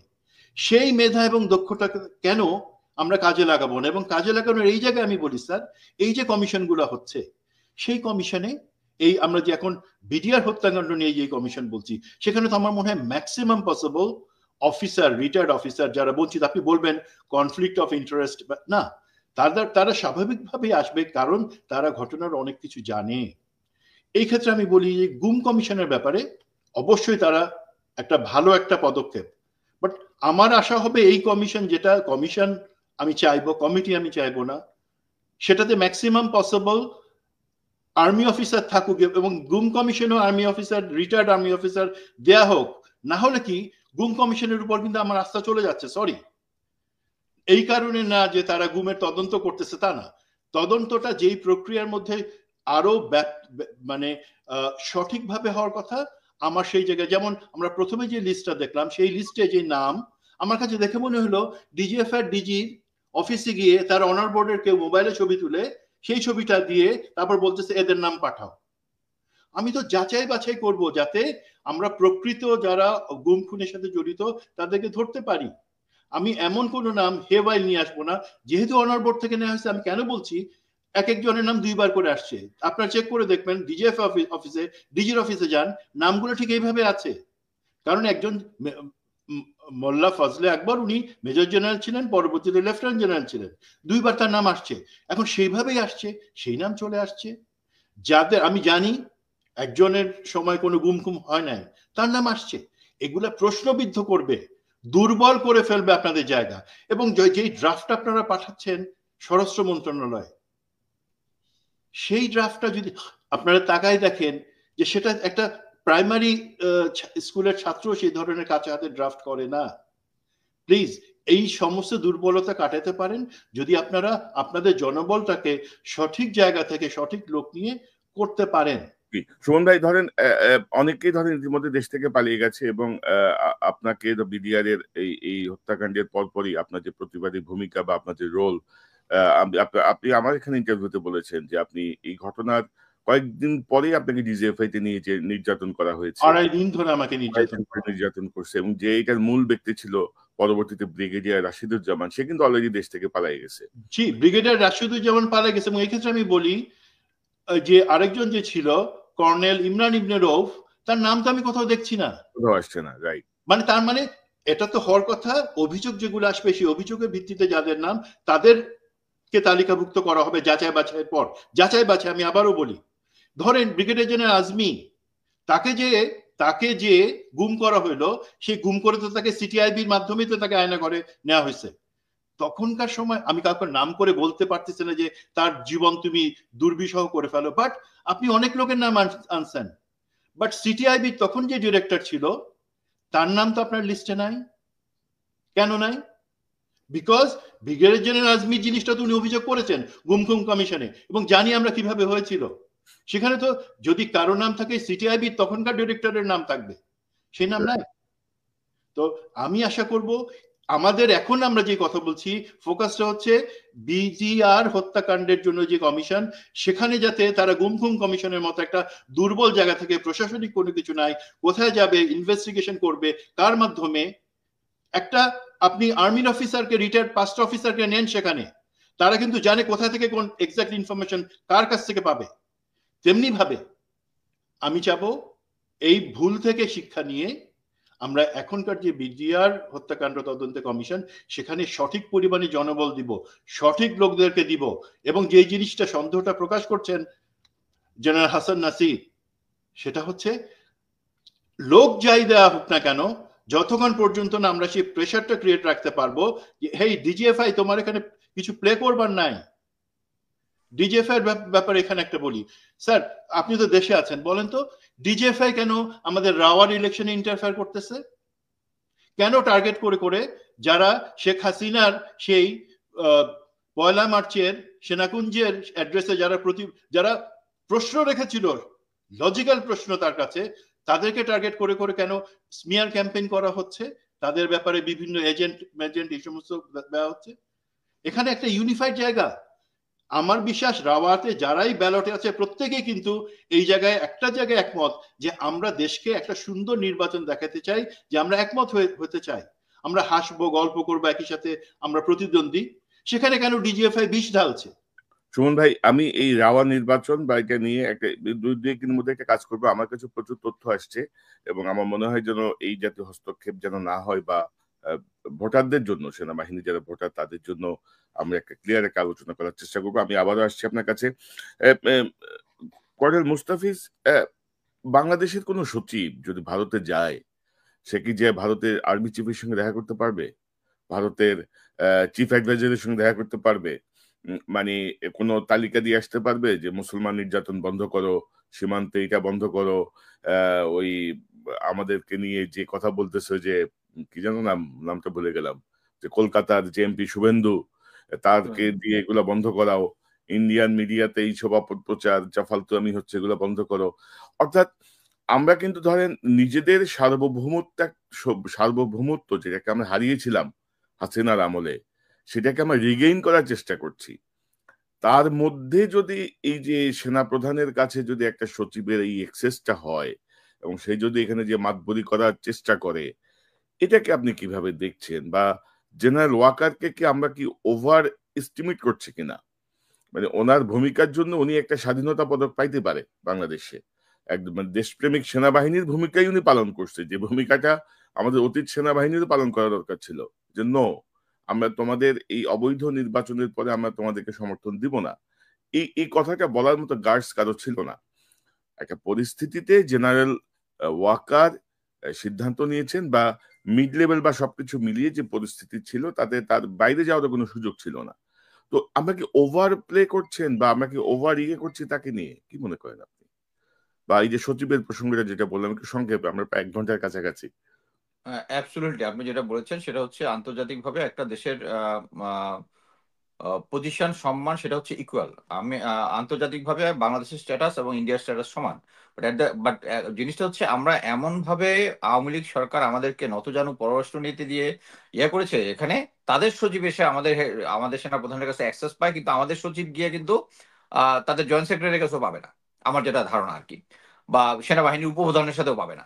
বাট আমি যেটা মনে করতেছি সেটা হচ্ছে এই যে ইন্ডিয়ান হেজিমনি থেকে আমরা বের হয়ে আসার যে চেষ্টাটা, এটা কিন্তু এখন পর্যন্ত নাই। যে হাসান স্যার ইয়া কে স্যার যেটা বললেন যে তার বাসায় এখনো মানে গোয়েন্দার লোকজন আছে। আমি আরেকটা জিনিস খুব অবাক হইলাম যে রিটায়ার্ড মেজর একজন আছে, major Delwar, is a good officer, তাকেও সে বৈষম্যের শিকার। অ্যামেজিংলি যে জুলকারনাইন স্যার একটা আর্মির প্রমোশন বোর্ড নিয়ে একটা চিঠি দিয়েছিল, যেটা একটা সার্ভিং অফিসার ওখানে কমেন্ট করেছে, এটা আর্মি হেডকোয়ার্টার থেকে তাকে এক্সপ্লেনেশন চেতেই পারে, কিন্তু রিটায়ার্ড অফিসারকে ওখানে কমেন্ট করার জন্য চেয়েছে। তার মানে হচ্ছে কোনদিন আবার আমাকেও, আমি যেহেতু করি, আমাকে করতে হয়, তা আমাকে ওই অফিসারের সাথে আমি এটা জেনে ওরে কল দিলাম যে কি ব্যাপার, তোমার কি এরকম চিঠি দিয়েছে নাকি? কয় স্যার আমাকে এরকম একটা চিঠি দিয়েছে, আমার এক্সপ্লেনেশন। আমি just ignore it, drop into the trash, let them understand that he got no power with the retired officers. মানে জিনিসটা হচ্ছে পাওয়ার গেইন করার একটা চেষ্টা করতেছে, যে রিটায়ার্ড অফিসারকে তার আন্ডার আমব্রেলাতে আনার চেষ্টা করতেছে, যেটা ওই যে রাওয়াকে আগের বার যেটা যেটা করেছিল আর কি, সেই জিনিসটা। সো এইগুলা হচ্ছে ইন্ডিয়ান হেজিমনি। এবং ভারত তার এই যে যেটা সুমন যেটা বললো যে ওখানে তার সাথে দেখা করার মানেই হচ্ছে সরকার এবং আমাদের সেনাবাহিনীকে দেখানো যে still general Waker is a good, একটা বিগ স্টেক হোল্ডার। আমি যেটা মনে করতেছি বর্তমানে সেনাবাহিনীর যে পাওয়ারটা আছে, is come from DGFI, is come from 9 div, is come from DG BGB. মানে হচ্ছে যে কোনো একটা ক্রাইসিস সিচুয়েশন হলে যারা স্টেক হোল্ডার থাকবে ঢাকা কন্ট্রোল করা তাদের, এদেরকে কিন্তু এখন পর্যন্ত উনি সরান নাই। বাট এই জিনিসগুলা যদি উনি সরায় ফেলেন তাহলে কিন্তু আস্তে আস্তে কিন্তু ওই যে প্রোপাগান্ডাটা কমে যাবে, শেখ হাসিনার ইয়াটা কমে যাবে তার। বাট তারা মনে করতেছে তারা এখনো এই ইম্পর্টেন্ট জায়গাগুলো কন্ট্রোল করতেছে। সো আমি যেটা মনে করি যে এই যে যত সময় যাবে এই যে ইন্ডিয়ান প্রোপাগান্ডা জগৎ ছিল এগুলো কিন্তু আস্তে আস্তে সীমিত হয়ে যাচ্ছে। যত সময় যাবে তত এই জেনারেল ওয়াকারের পাওয়ারটা কমতে থাকবে। এই কমতে থাকা পাওয়ারটাকে বুস্ট দেওয়ার জন্য এই বিক্রম মিশ্র আইসা সেনা প্রধানের সাথে দেখা করে একটা বুস্ট দেওয়ার চেষ্টা করছে। এবং স্টিল ইন্ডিয়ান হেজিমনি যে কাজ করতেছে এটা তা চলে যাওয়ার সাথে সাথেই যখন দেখা গেল যে কি আমাদের কমিশনটা হবে না, এই যে এই 25 ফেব্রুয়ারি যে বিডিআর কারণে যে গুণটা হবে না, এটা ক্লিয়ার ইন্ডিকেশন যে এখনো তারা জানে। আমি প্রথমবারই জিনিসটা বলেছিল হাসান নাসির স্যার তখন ছিলেন না, যে কিভাবে আন্তর্জাতিকভাবে তারা এখন ব্যাকফুটিং এ আছে, নেইবারদের সাথে ব্যাকফুটিং আছে। এইটার যদি একটা কমিশন হয় তারা আরো ব্যাকফুটিং এ যাবে। সো আমরা মনে করি যে অ্যাট প্রেজেন্ট, এবং আমি আরেকটা জিনিস বলি যে আমি একটা জিনিস আমি ফিল করেছি, সেটা হচ্ছে বাংলাদেশের অন্যান্য যে রাজনৈতিক দলগুলো আছে, ইভেন আমি নাম করেই বলি বিএনপি এবং জামাত, তাদের মধ্যেও একটা ইন্ডিয়ান সিম্পাথাইজার গ্রুপ আছে। আমি যেটা মনে করি যে তারা ফিউচারের জন্য, এখন আমি দেখলাম যে রাজনৈতিক দলগুলো অ্যাকচুয়ালি ক্ষমতা নেওয়ার জন্য মুখে আছে, আমার কাছে যেটা মনে হয়েছে।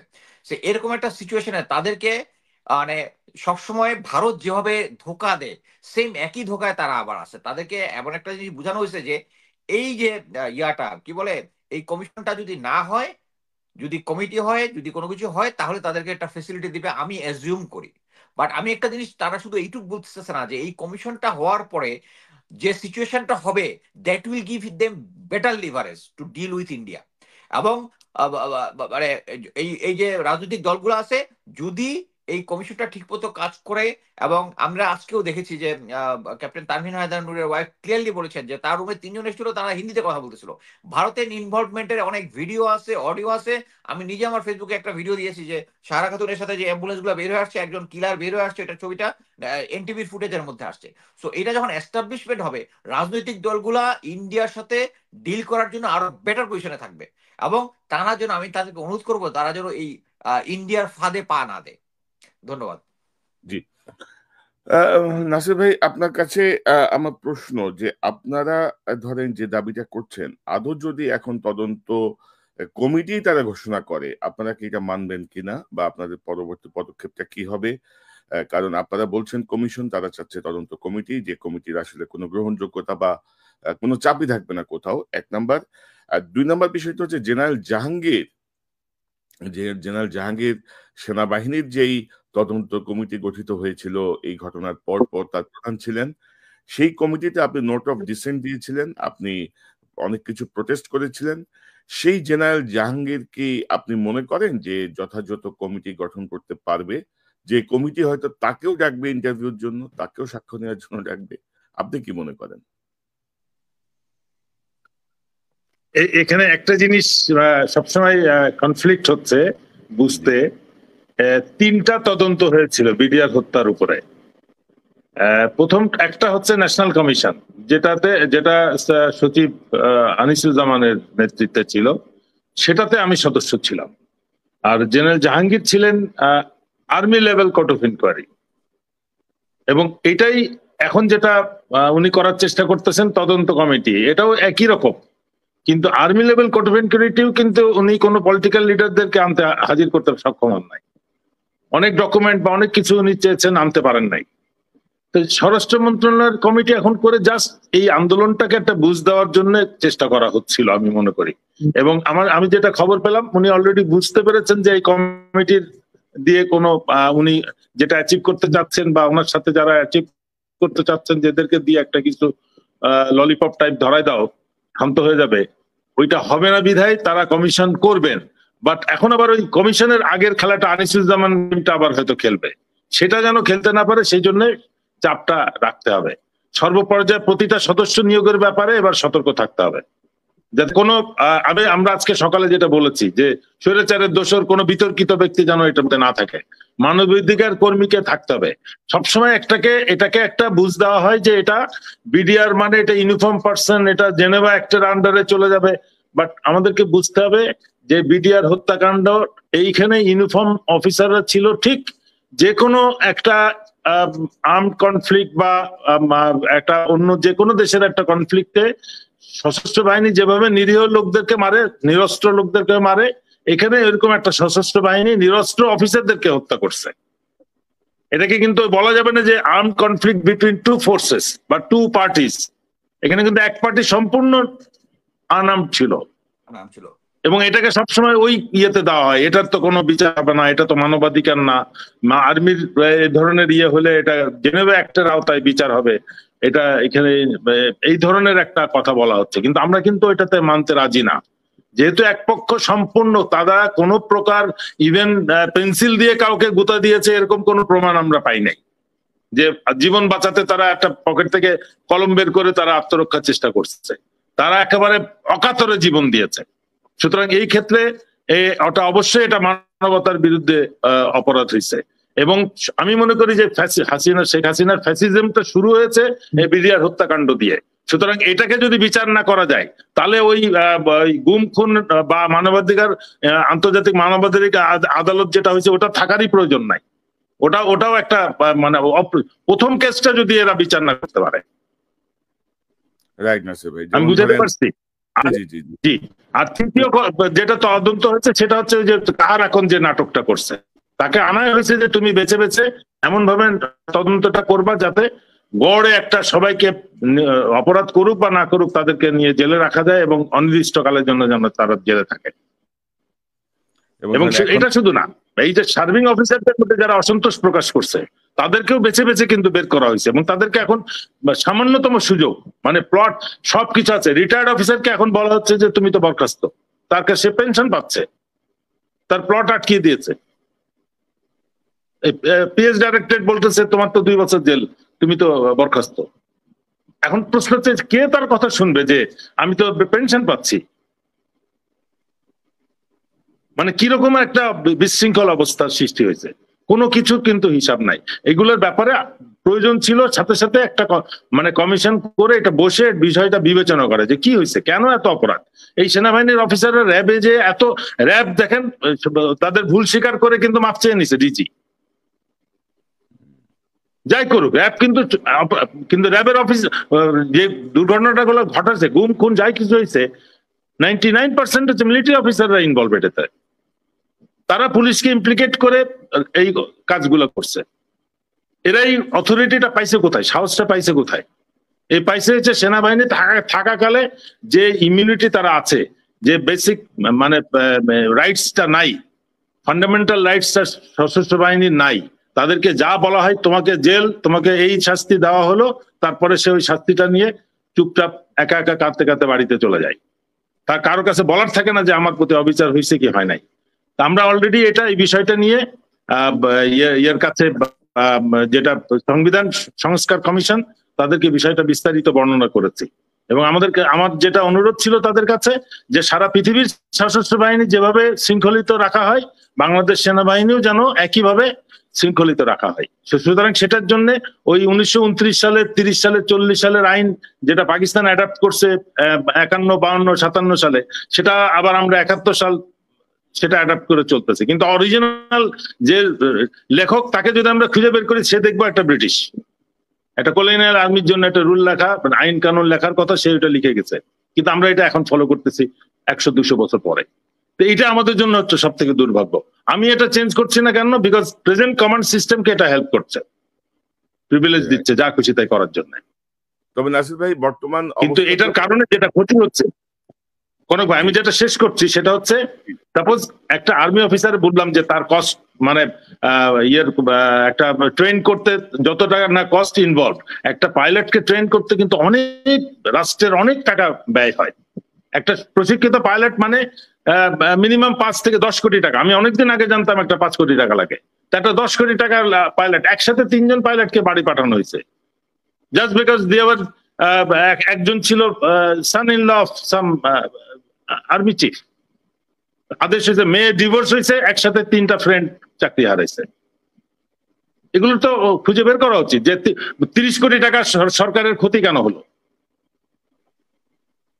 তারা কি এই অপরাধ করছিল কিনা, বা আর এই পাইলট গুলো এখন কন্ট্রাক্টরই করতেছে, সাপ্লাই কি সাপ্লাই দিচ্ছে বা কিছু একটা সামান্য কাজ করতেছে। এই যে এত টাকা ব্যয় করে একটা পাইলটকে ট্রেন করা হলো, তারপরে এখন তারা অন্য কাজ করতেছে, এটা রাষ্ট্রের জন্য কত বড় ক্ষতি। এই যে তাপস হত্যা মামলার যাদেরকে শাস্তি দেওয়া হয়েছে, সুবাইল, সে মালয়েশিয়ান ইউনিভার্সিটিতে প্রফেসর এখন পিএইচডি করে, সে দেশে থাকলে আমরা দেশ উপকৃত হইতো, আমরা কেন তাকে কাজে লাগাইতে পারলাম না। মেজর জাকি, সে নিজের টাকায় জাপান যাবে, তাকে এয়ারপোর্টে আটকাইছে, সে যেতে পারবে না, সারা রাত তাকে এয়ারপোর্টে রাখছে, বলছে তুমি সিআইডিতে যাও। সিআইডিতে আবুল কাহার আকান্দের কাছে গেছে, সারাদিন সে ওখানে থাকছে, তারপরে সন্ধ্যার সময় তাকে বলতেছে যে তার ফ্লাইট মিস, তার ওই ফরেন কোর্স স্কলারশিপ মিস। সন্ধ্যার সময় তাকে বলছে যে আমাদের কোনো কেস টেস না, আপনাকে সেনাবাহিনী থেকে নো ফ্লাই ইনস্ট্রাকশন দেওয়া হয়েছে, সেই জন্য আপনি ফ্লাই করতে পারেন নাই। এটা কোন দেশে আমরা বসবাস করতেছি? তবে সে নিজের পয়সায় ইউনিভার্সিটিতে পড়তে গেছে, থার্ড টার্ম পরে তাকে বলছে, ইউনিভার্সিটি থেকে বলছে যে you are no more student of this university. এগুলো জাতিকে জানতে হবে যে এই কাহিনীগুলো এই দেশের মধ্যে একটা সেক্টরে এই কাজগুলো হচ্ছে, এই অনিয়মগুলো হচ্ছে। তবে ব্রিগেডিয়ার হাসান নাসির, আমি আজকে যে আলোচনা, আমি চাই যে এমন একটা কমিশন গঠন হবে বিডিআর হত্যাকাণ্ডের জন্য, যে কমিশন প্রথম দিনই সমন পাঠাতে পারবে স্বরাষ্ট্র উপদেষ্টাকে, যে আপনি যে তদন্ত কমিটির প্রধান ছিলেন, কোন কারণে কার নির্দেশে আপনি প্রপারলি তদন্ত করতে পারেন নাই, কারা কারা আপনাকে নির্দেশ দিয়েছিল, কিভাবে কিভাবে কি করেছেন, সেগুলো আপনি ব্যাখ্যা করেন, সেগুলো আপনি সাক্ষ্য দেন। এরকম একটি শক্তিশালী ব্যক্তির নেতৃত্বে কমিশন চাই। যেমন আমাদের সরকারে যেমন বিপ্লবীদের কোনো প্রতিনিধিত্ব ওইভাবে নাই, হাতে গোনা ৩-৪ জন ছাড়া, বাকি যারা আছেন জিরো প্রতিনিধি, জিরো বলা যায়, পার্সেন্টেজ ওয়াইজ 0.01%।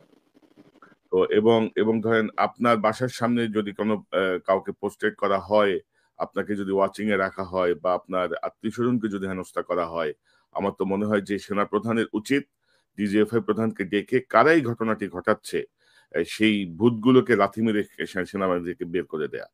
ছবি তোলা আছে, তারা যদি দেখতে চায় আমি ছবি দেখাবো, সোজা বাংলা, এগুলোর কোনো ইয়ে নাই। আর আমি মনে করি যে জেনারেল ওয়াকার যদি মনে করেন যে তিনি কাউকে আবার রক্ষা করবেন, কাউকে আবার ফেরত আনবেন, কারো প্রতি যদি কারোর জন্য যদি ওনার মন কাঁদে, ওনার মাথায় যদি আবার সেই গান ঢুকে, যদি মন কাঁদে তুমি চলে এসো এক নিরালায় বা এক অবেলায়, কি যেন একটা গান আছে না, উনি তবে গান টান শোনেন, কোনো কিছু লাভ হবে না। আমরা এই চুপ্পুর অপসারণ যেন আমরা চাই, প্রয়োজনে আমরা সোচ্চার হবো জেনারেল ওয়াকারকে অপসারণের জন্য। কারণ আপনি একবার পজিটিভ ভূমিকা দেখিয়ে সেটাকে সারা জীবন ভাঙিয়ে খাবেন, ভেতরে ভেতরে ক্ষতি করবেন, সেটি আমরা মানব না। আমরা অনুষ্ঠানের শেষ প্রান্তে কর্নেল মুস্তাফিজ, আপনার শেষ কোনো বক্তব্য যদি থাকে 30 সেকেন্ডের মধ্যে যদি আপনি বলেন। আমি শুধু এটাই বলতে চাই যে আমিও বিশ্বাস করি যে স্যারের মতো যে একটা কমিশন হবে ইনশাল্লাহ, কিন্তু কমিশনের যারা সদস্য হবেন এ ব্যাপারে আমি অ্যাকচুয়ালি একজন গুরুত্বপূর্ণ সেনা সদস্যের সাথে আলাপ করেছি, এবং আমি বলেছি actually brigadier Hasan Nasir sir join করবেন বা উনার অ্যাডভাইস নেওয়ার জন্য। আমি আশা করি যে সেনা অথরিটি এটার মধ্যে অবশ্যই একটা স্টেক হোল্ডার, এবং আমি স্ট্রংলি বলতে চাই হাসান নাসির স্যার এখানে থাকুক আর না থাকুক, বাট তার অ্যাডভাইস যেন নেওয়া হয় সদস্যদেরকে অ্যাপয়েন্টমেন্ট করার আগে। আদারওয়াইজ যদি সদস্যরা আমাদের মনোভূত না হয়, আমরা এটার এগেনস্টে আবার গ্রাউন্ডে নামবো ইনশাল্লাহ। ধন্যবাদ। জি মেজর সুমন, আপনার কাছ থেকে আপনার শেষ মন্তব্য। এই কমিশনটার ব্যাপারে আমি আজকে সকাল মানে বাংলাদেশ সময় রাতের কথা বলছি, কয়েক ঘন্টা আগে, যে আমি যতদূর জানি প্রেশারের কারণে সেটা আলটিমেটলি তারা কমিশনই করবেন, কমিটিতে থাকতে, ওই কমিটি হিসাবে একটা কিছু বুঝাই দেওয়া, সেটা সেই রাস্তায় ভুল পথে তারা হাঁটবেন না। এই ডিসিশনটা অ্যাকচুয়ালি হয়েছে সব লেভেলে, এবং আলটিমেটলি তারা এই 21শে ডিসেম্বরের আগেই যে কোনো সময় তারা এটাকে কমিশন হিসেবে দিবেন। বাট ইম্পর্টেন্ট, আমরা চারজনই বলছি, right people with the right mandate, সেখানে কোনো দুর্বলতার কোনো জায়গা থাকবে না। এবং একই সাথে আমি বলতে চাই যে আমরা জানি যে কোটা সংস্কার আন্দোলন নিয়ে যে খেলাটা আওয়ামী লীগ খেললো, যে আদালতকে তারা যে জিনিসটা চায় সেটা আদালতের মাধ্যমে বলাচ্ছে, অথবা একবার বলে ঠিক আছে পুরাটা বাতিল করে দে, দেন আবার আসলো ঠিক আছে আবার আন্দোলন হবে। এই খেলা যাতে আপনারা আদালতকে ইনভলভ করে খেলা খেলবেন না। এবং ডিজিএফআই আপনাদের পরিসরের মধ্যে আপনাদের অনেক বড় দায়িত্ব দেশের গোয়েন্দা এবং দেশ সুরক্ষায়, সেখানে মনোনিবেশ করেন। যেখানে আপনাদের এখতিয়ার নাই, রাওয়া অথবা এই ধরনের জিনিস, একটা কমিটি, যে একটা কমিশন, যেটা আমাদের জনগণের প্রাণের দাবি, সেটার ব্যাপারে আপনারা ইন্টারফেয়ার করবেন না প্লিজ। জি কনক ভাই, আমি আরেকটা কথা বলতে চাচ্ছি, সেটা হচ্ছে আমি কনফার্মেশন পেয়েছি যে ডিজিএফআই আগে যেরকম ইসলামিক দলগুলোকে এনে একটু স্পন্সর করতো, still they are continuing funding them. আমি মনে করি যে it is the right time যে DGFI should come to their original charter of duty. এই চার্টার অফ ডিউটিতে তাদের কোনো পলিটিক্যাল অ্যাফেয়ারে ইয়া করার ইয়া নাই, তাদেরকে এই ফান্ডিংটা বন্ধ করতে হবে এবং রাজনৈতিক ব্যাপারে দেশে একটা সুষ্ঠু নির্বাচন এবং রাজনৈতিক দলগুলোকে ম্যানিপুলেট করা থেকে তাদেরকে বিরত রাখতে হবে, এবং এটা জেনারেল ওয়াকারকে উদ্যোগ নিতে হবে।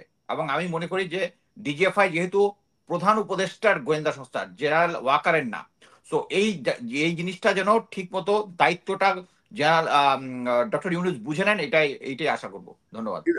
মুস্তাফিজ ভাই, আমরা যেমন জানি যে কর্নেল হামিদও, জেনারেল হামিদও তো এখন ইন্টারফেয়ার করছে, সাবেক ডিজিএফআই এর প্রধান, তিনিও তো এখনো ফুল পাওয়া মনে হয় যেন পডকাস্ট।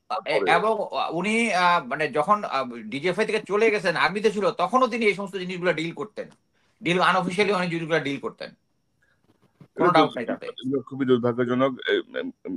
ব্রিগেডিয়ার হাসান নাসির, আপনার শেষ মন্তব্য। আমার হচ্ছে যে আমি কর্নেল মুস্তাফিজের সাথে সম্পূর্ণ একমত। আমরা যখন ডিজিএফআই তে চাকরি করেছি বা যখন দেখেছি ইয়াং অফিসার হিসেবে, তখন ডিজিএফআই এর একটা ফান্ড ছিল যেটাকে এসএস ফান্ড বলতো, সেটা স্পেশাল সার্ভিস ফান্ড। এখন একটা নতুন নাম শুনলাম, স্ল্যাশ ফান্ড, যেটা অগণিত, সেটা কোনো লিমিট নাই, আনলিমিটেড। এগুলার আমার মনে হয় হিসাবের আওতায় আসা উচিত। দ্বিতীয় হচ্ছে যে কমিশন শুধু বিডিআর হত্যা মামলার তদন্তই করবে না, হত্যার কম তদন্ত করবে না। আমি মনে করি সশস্ত্র বাহিনীর গত 15 বছর বা একটা এই দীর্ঘ সময় 50 বছর পরে অন্যান্য বিষয় যেরকম একটা কমিশনের মাধ্যমে সংস্কার করা হচ্ছে, ডিফেন্স একটা রিফর্ম কমিশনও হওয়া উচিত এবং ডিফেন্সকে এই আইন কানুন গুলোকে আধুনিক করা উচিত। তাহলে অনেক অবিচার থেকে সশস্ত্র বাহিনী মুক্তি পাবে, অনেক অন্যায় থেকে মুক্তি পাবে, এবং এই যে ব্যাপক অর্থ ব্যয় করে একটা অফিসার বা সৈনিককে ট্রেনিং করা হয়, এক কথায় তাদের চাকরি চলে যায় এবং তারা কোথাও যেতে পারে না, তারা আনএমপ্লয়েড। একটা ইয়াং সৈনিক বা একটা অফিসার বাড়িতে যে কোনো কাজ করতে পারে না। এরা সেনাবাহিনীতে থাকলে বা এদের একটা অল্টারনেটিভ সার্ভিস।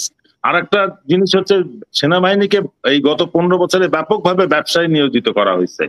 সেনা কল্যাণে আমরা দেখেছি একজন মাত্র ইউনিফর্ম পরা অফিসার থাকতো, সেখানে এখন মনে হয় 30-50 জন রয়েছে। তাহলে আমাদের বর্ডার এই মিলিটারি প্ল্যানিং কারা করবে? এরা যদি চাল ডাল আটা ময়দার হিসাব করে সারাদিন। আর আর্মিতে ফেরত এসেও তো ওইখানকার বিজনেস লিঙ্ক করে মেনটেন করে। They don't come back as military officer anymore. আমাদের এই সমস্ত কঠিন সিদ্ধান্ত নেওয়ার জন্য আমি মনে করি ডিফেন্স রিফর্ম কমিশনটা প্রয়োজন। Army should roll back it's business totally and get into garrison for a military purpose only, defense purpose only. এটা আমাদের মানে টোটাল ইয়েতে একটা বড় ধরনের একটা থট প্রসেসের মধ্যে চেঞ্জ আনতে হবে। আমি আরেকটা উদাহরণ বলি, আমি মনে করি এটা বলা উচিত। সিটি কর্পোরেশনের চিফ ইঞ্জিনিয়ার ইউনিফর্ম পরা কেন? এখানে দরকার কি? রিটায়ার্ড ইঞ্জিনিয়ার অফিসার বহুত আছে, যদি মিলিটারি অফিসারই দরকার হয়। এই সেনা কল্যাণে 50 জন রিটায়ার্ড অফিসার এমপ্লয়েড হইতে পারে, দরকার নাই তো। আমার আর্মির ভ্যাকেন্সি বাড়ানোর জন্য আর্মির মাথার পাকে ভারী করার দরকার নাই, আমাদের তো দাঁত এবং নখ দরকার। আমরা কিন্তু দাঁত নখ গুলো হারাচ্ছি, আমাদের ব্যাকটা বামটা মোটা হয়ে যাচ্ছে দিন দিন। এটা কিন্তু they're of no use in the battle ফিল্ডে, কিন্তু এই সমস্ত মাথা ভারী প্রশাসন কোনো কাজে আসবে না। দে আর ভেরি এক্সপেন্সিভ এবং দে কাম ব্যাক টু আর্মি ওই তাদের সমস্ত মানে ইমোরাল প্র্যাকটিস সহ ফেরত আসে। সিটি কর্পোরেশনে যেটা হয়, একটা ইঞ্জিনিয়ার ইউনিফর্ম পরা অফিসার, মেডিকেল কলেজে একটা ইউনিফর্ম অফিসার, ওয়াই? এটা রিটায়ার্ড ডক্টর ব্রিগেডিয়ার রিটায়ার করবে, যাও তুমি ঢাকা মেডিকেল কলেজের দায়িত্ব নাও, ডাইরেক্টর হয়ে যাও। নাসির ভাই, আমরা পরবর্তীতে আরো বিস্তারিত আলোচনা করবো এইসব টপিক গুলো নিয়ে। এবং আমার যেটা মনে হয়েছে, গত 16-17 বছর ধরে আর্মিকে লোভী বানানোর একটা চেষ্টা হয়েছে, তার পোস্ট থেকে সরিয়ে দেওয়া হয়েছে। আপনারা যখন অফিসার ছিলেন তখন আপনারা এক সপ্তাহ আগে রিকুইজিশন দিতেন যে আমার অমুক আত্মীয় আসবে বা অমুক জায়গায় যাবো, একটা গাড়ি দেন। এখন ক্যাপ্টেন মেজর লেভেলে আপনার প্রাডন নিচে গাড়ি হইলে তাদের চোখ ভরে না, 5000 স্কোয়ার ফিটের নিচে ছোট বাড়ি হইলে তাদের মন ভরে না, এইসব আর কি। মানে অর্থাৎ খুব মানে এই শব্দটা তো এখন খুব জনপ্রিয়, খুব মেটিকুলাসলি ধ্বংস করে দেওয়া হয়েছে আর্মিকে। মানে ধ্বংসটা না, মানে বিপর্যস্ত করা, ক্ষতিগ্রস্ত করা হয়েছে আর কি। ক্ষতিগ্রস্ত করতে করতে আজকে এই হাল। আশা করি আপনাদের মতো অনেক অফিসার আমি জানি যে তারা খুব সোচ্চার, খুব সাহসী ভূমিকায় আছে। নিশ্চয়ই আমরা আমাদের এই এই ঘাটতিগুলোকে পূরণ করতে পারবো। সর্বশেষ আমি একটা জিনিস দেখাতে চাই। আমি গতকাল রাতে একটি আমার ফেসবুকে একটা পোস্ট দিয়েছিলাম, আমি যদি একটু দেখাই। আমরা কিন্তু এখন নিরাপদ বোধ করছি না। আগে আমরা যে ভাবটা অগাস্ট মাসে যে ফিলিংটা এসেছিল, ওই নিরাপত্তা বোধটা কিন্তু আস্তে আস্তে হারিয়ে ফেলছি আমরা। কিন্তু এই যারা সাফার করেছে তারা কিন্তু আবার অনিরাপদ বোধ করছে। সারা দেশের জনগণ কিন্তু অনিরাপদ বোধ করছে এবং মনে করছে যে এই 1600 বা 2000 অফিস যারা ছাত্র জনতা যারা জীবন দিছে, এই হাজার হাজার যারা আহত হয়েছে, পুরাটাই মনে হয় বিফল হয়েছে। আমাদের দ্রুত মনে হয় কিছু একটা করা উচিত। রাইট স্যার, আমি নিজেও স্যার একজন রিটায়ার্ড আওয়ামী জেনারেলের মাধ্যমে একটা থ্রেট পেয়েছি যে আমার বিপদ হইতে পারে। আমি জাস্ট বলছি sir, I survive Sheikh Hasina. আমি একই কথা বলি। তবে আমি সর্বশেষ এই যে বিচারের যে কমিশনের কথা, সেটা নিয়ে আমি গতকাল রাতে একটা পোস্ট দিয়েছিলাম এবং সেখানে আমি বলেছি, তবে মানে কমিটি নির্বাচনে যেন কোনো চুদুরবুদুর না হয়। বাড়ি চট্টগ্রাম, ঢাকা দেখেছি এটা বিভাগের ছাত্র আদমরা, আমি শহীদ মিনারে আপনার এই পোস্টটা করছি, শহীদ মিনারের দ্বারায়। হাসিনার সুবিধাভোগী, দুর্নীতিবাজ, চেতনাজীবী, ভীতু, গোপনে ভারতের দালাল, মতি মাহফুজের গঙ্গের পাচাটা কাউকে যেন নিয়োগ দেয়া না হয়, বিনয়ের সঙ্গে সতর্ক করা হলো। অর্থাৎ আমরা জেগে আছি ইনশাল্লাহ, আমরা কোনো কিছুই ছাড় দেব না, ন্যূনতম কোনো ছাড় নাই আমার দেশের প্রশ্নে। এই ব্যাপারটা আমি আবারও বলতে চাই। এবং যে নাসির ভাই, আপনি দেশে আছেন, আমরা সুবিধাজনক অবস্থায় আছি দেশের বাইরে, আমরা তিনজনই, কিন্তু আপনার সাহসের প্রতি আমাদের সমর্থন আছে, আপনার যে কোনো কিছুর প্রতি আমাদের সমর্থন থাকবে এবং আমরা আপনার যে কোনো আহ্বানে আমরা অবশ্যই আপনার পাশে দাঁড়াবো। ধন্যবাদ। আমি একমাত্র আল্লাহর উপর ভরসা করি যে আমি কখন মরবো, কিভাবে মরবো, কোথায় মরবো, এটা ঠিক করা আছে। এটা কোন অবস্থাতে 1 ইঞ্চি, 1 মিনিট, 1 সেকেন্ড সরাতে কেউ চেঞ্জ করতে পারবে না। সুতরাং আমাকে শান্তি দিয়ে কেউ পিছু হটাতে পারবে না। আমার মনে হয় যে আমরা এখানে বাকি যে তিনজন আছি, তিনজনও একই মানসিকতাই পোষণ করি আমরা, যে আমাদের ভরসা একটা, আমাদের কি হবে সেটা দুনিয়ার কারো হাতে এই জাতীয় কোনো বিষয় নাই। আপনাদের তিনজনকে অসংখ্য ধন্যবাদ আজকের যোগ দেওয়ার জন্য, এবং বিশেষ করে ব্রিগেডিয়ার হাসান নাসির সাহেবকে বিশেষ ধন্যবাদ যে জাস্ট একটা টেক্সটের মধ্যেই উনি রিকোয়েস্ট করেছে, আপনি যোগ দিয়েছেন। আপনাকে অসংখ্য ধন্যবাদ আবারও আন্তরিকভাবে। ধন্যবাদ। আমরা আবারও আপনাদের সবাইকে নিয়ে আমরা না, আমি অনেক হালকা ফিল করছি। আমাকে এই ফিলিংটা দেওয়ার জন্য, আমার সাথে একাত্মতা প্রকাশ করার জন্য ধন্যবাদ। You did a great job today. ধন্যবাদ। ধন্যবাদ। জি, থ্যাংক ইউ। আসসালামু আলাইকুম। ওয়ালাইকুম আসসালাম। দর্শক, এতক্ষণ যারা এই অনুষ্ঠান শুনলেন, নিশ্চয়ই আপনি আলোচনা মর্মার্থ উপলব্ধি করতে সক্ষম হবেন। আবারও নাটক, কমিশন না কমিটি, আমরা কোনোভাবেই কোনো কমিটিকে মেনে নেওয়া হবে না। পূর্ণ ক্ষমতা সহ একটি কমিশন দিতে হবে, যে কমিশনের ক্ষমতা থাকবে যে কোনো কাউকে তলব করা, যে কোনো কাউকে জিজ্ঞাসাবাদ করার। এবং আমি চাইবো যে একটি কমিশন গঠন করে প্রথমেই তলব করা হবে জেনারেল জাহাঙ্গীরকে, যিনি সেনা প্রধানের বা সেনাবাহিনীর যে কমিটি তার প্রধান ছিলেন এবং সঠিকভাবে তদন্ত করতে পারেননি, এটি নিয়ে নানা অভিযোগ আছে। তাকে দিয়ে শুরু হবে সেই কমিশনের কাজ। আর কোন রকমের চুদুর বুদুর যদি কেউ করে, তাকে আমরা কোনোভাবেই ছাড় দেব না। তিনি ডক্টর ইউনুস হন, তিনি ডক্টর আসিফ নজরুল হন, কি জেনারেল ওয়াকারুজ্জামান হন, আমার দেশের প্রশ্নে কোথাও